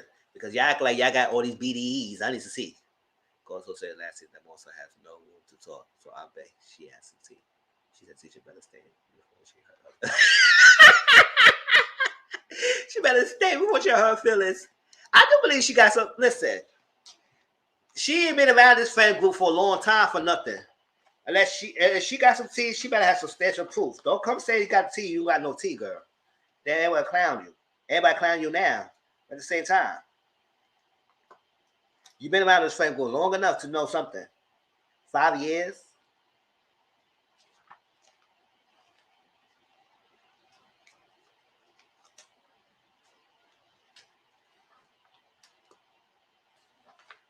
Yeah.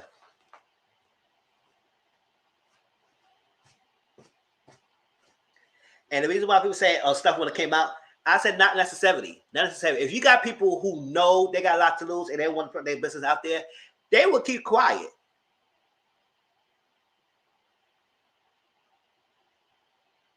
Child, y'all will even never know if I mess with a celebrity or not. I would keep that shit quiet. You will never know. Because some people know how to keep their mouth shut and don't say nothing. I think the only way Ariel got messed up and got think everybody see her around with the guys and all that stuff and start putting two together pieces. I do believe Marcel was cheating and then a double date with Marcel. Yes, I did. I believe so too. I definitely believe he did. I definitely believe he did. Now it may not be now, but I definitely believe he did because she's not insecure for nothing. She's insecure for a reason. You're not around. You always going somewhere. So either she want to make a front it off that she's all good in your relationship and people need respect. You don't need to respect nothing. You don't respect your own. You can't even understand your be honest with your man. Monster such as one of the side chicks.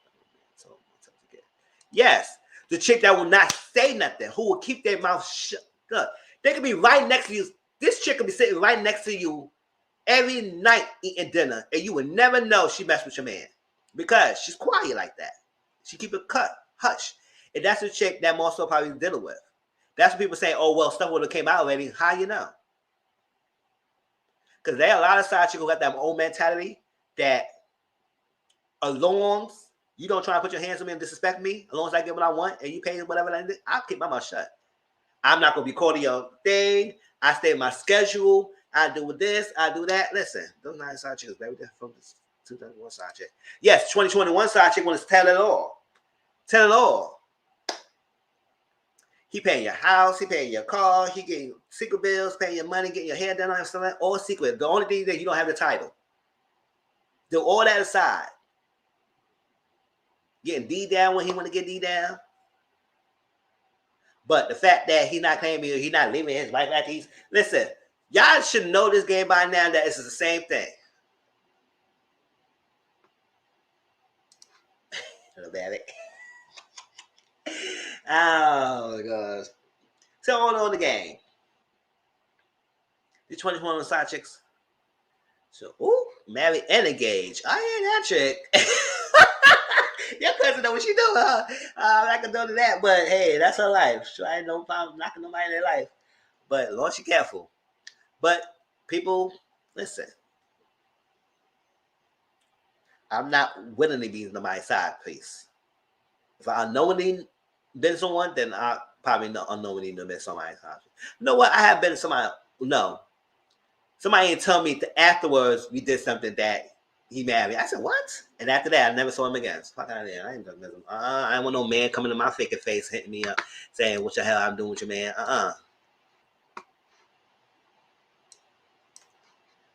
We ain't having that. I'd rather have my own person. Sport no wing. They had the wing afterwards. What the hell is going on here?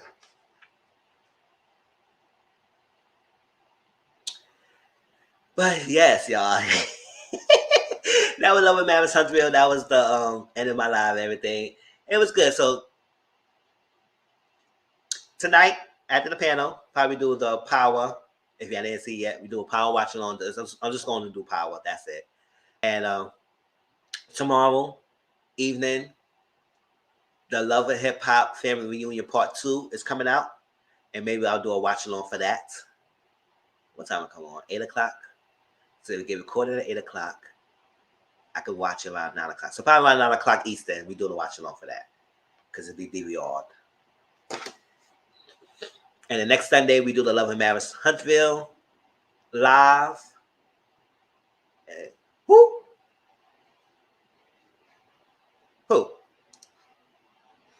You talking about Tracy Cousin or talking about me?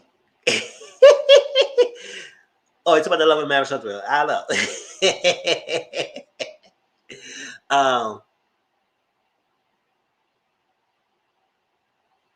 Yeah, the All You Serious videos will be done next year. I'm going to start that fresh for next year. I was going to do it for this month. I said, nah, I'll wait till next year. So whatever topics come out start next year, I'm going to try to do that videos more often there. And that'll be different set for my live videos and my watch-alongs.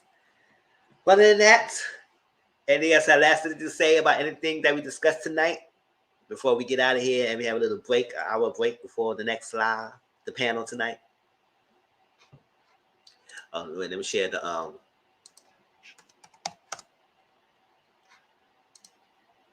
That's Mama. I know you did the links, but I don't even know all the topics. And I didn't research another topic, so I just gonna go fresh by what you just show us at the panel, and I'll talk about it. Because let me see. Let me share the link.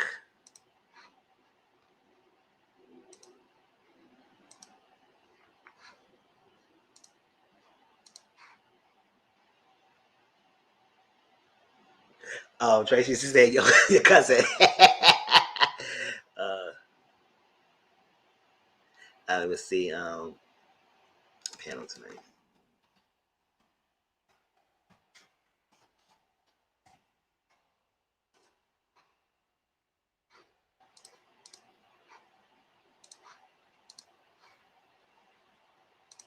Yes, it's always a good time. It's always a good time. I always enjoy my live with y'all because I have a good time. I always feel great talking with y'all and everything. So, yes, tonight the power. Watch along. Tomorrow the Love and Hip Hop. Next Sunday is the Love and Marriage Huntsville thing. My All You Serious videos. It's going to be starting next year. And that's it. So, if y'all want to be in my panel for next week, Sunday, let me know, okay? And see, don't forget to send me the link of that website again, because I gotta look through that website, because I don't think I got that link again anymore. But that's sure. But if anything else, I appreciate everyone who came to my live. Thank you, Tracy, always. CM, Auntie Momo, Dominique, Brittany, who stopped by, Opolis Prime, Toy. As always, we're a small family, but we're all to get bigger soon. All right. And bye out with the outro. See you all soon. Let me go get something to eat, And I'll talk to y'all later. Peace out. Love y'all. Peace out.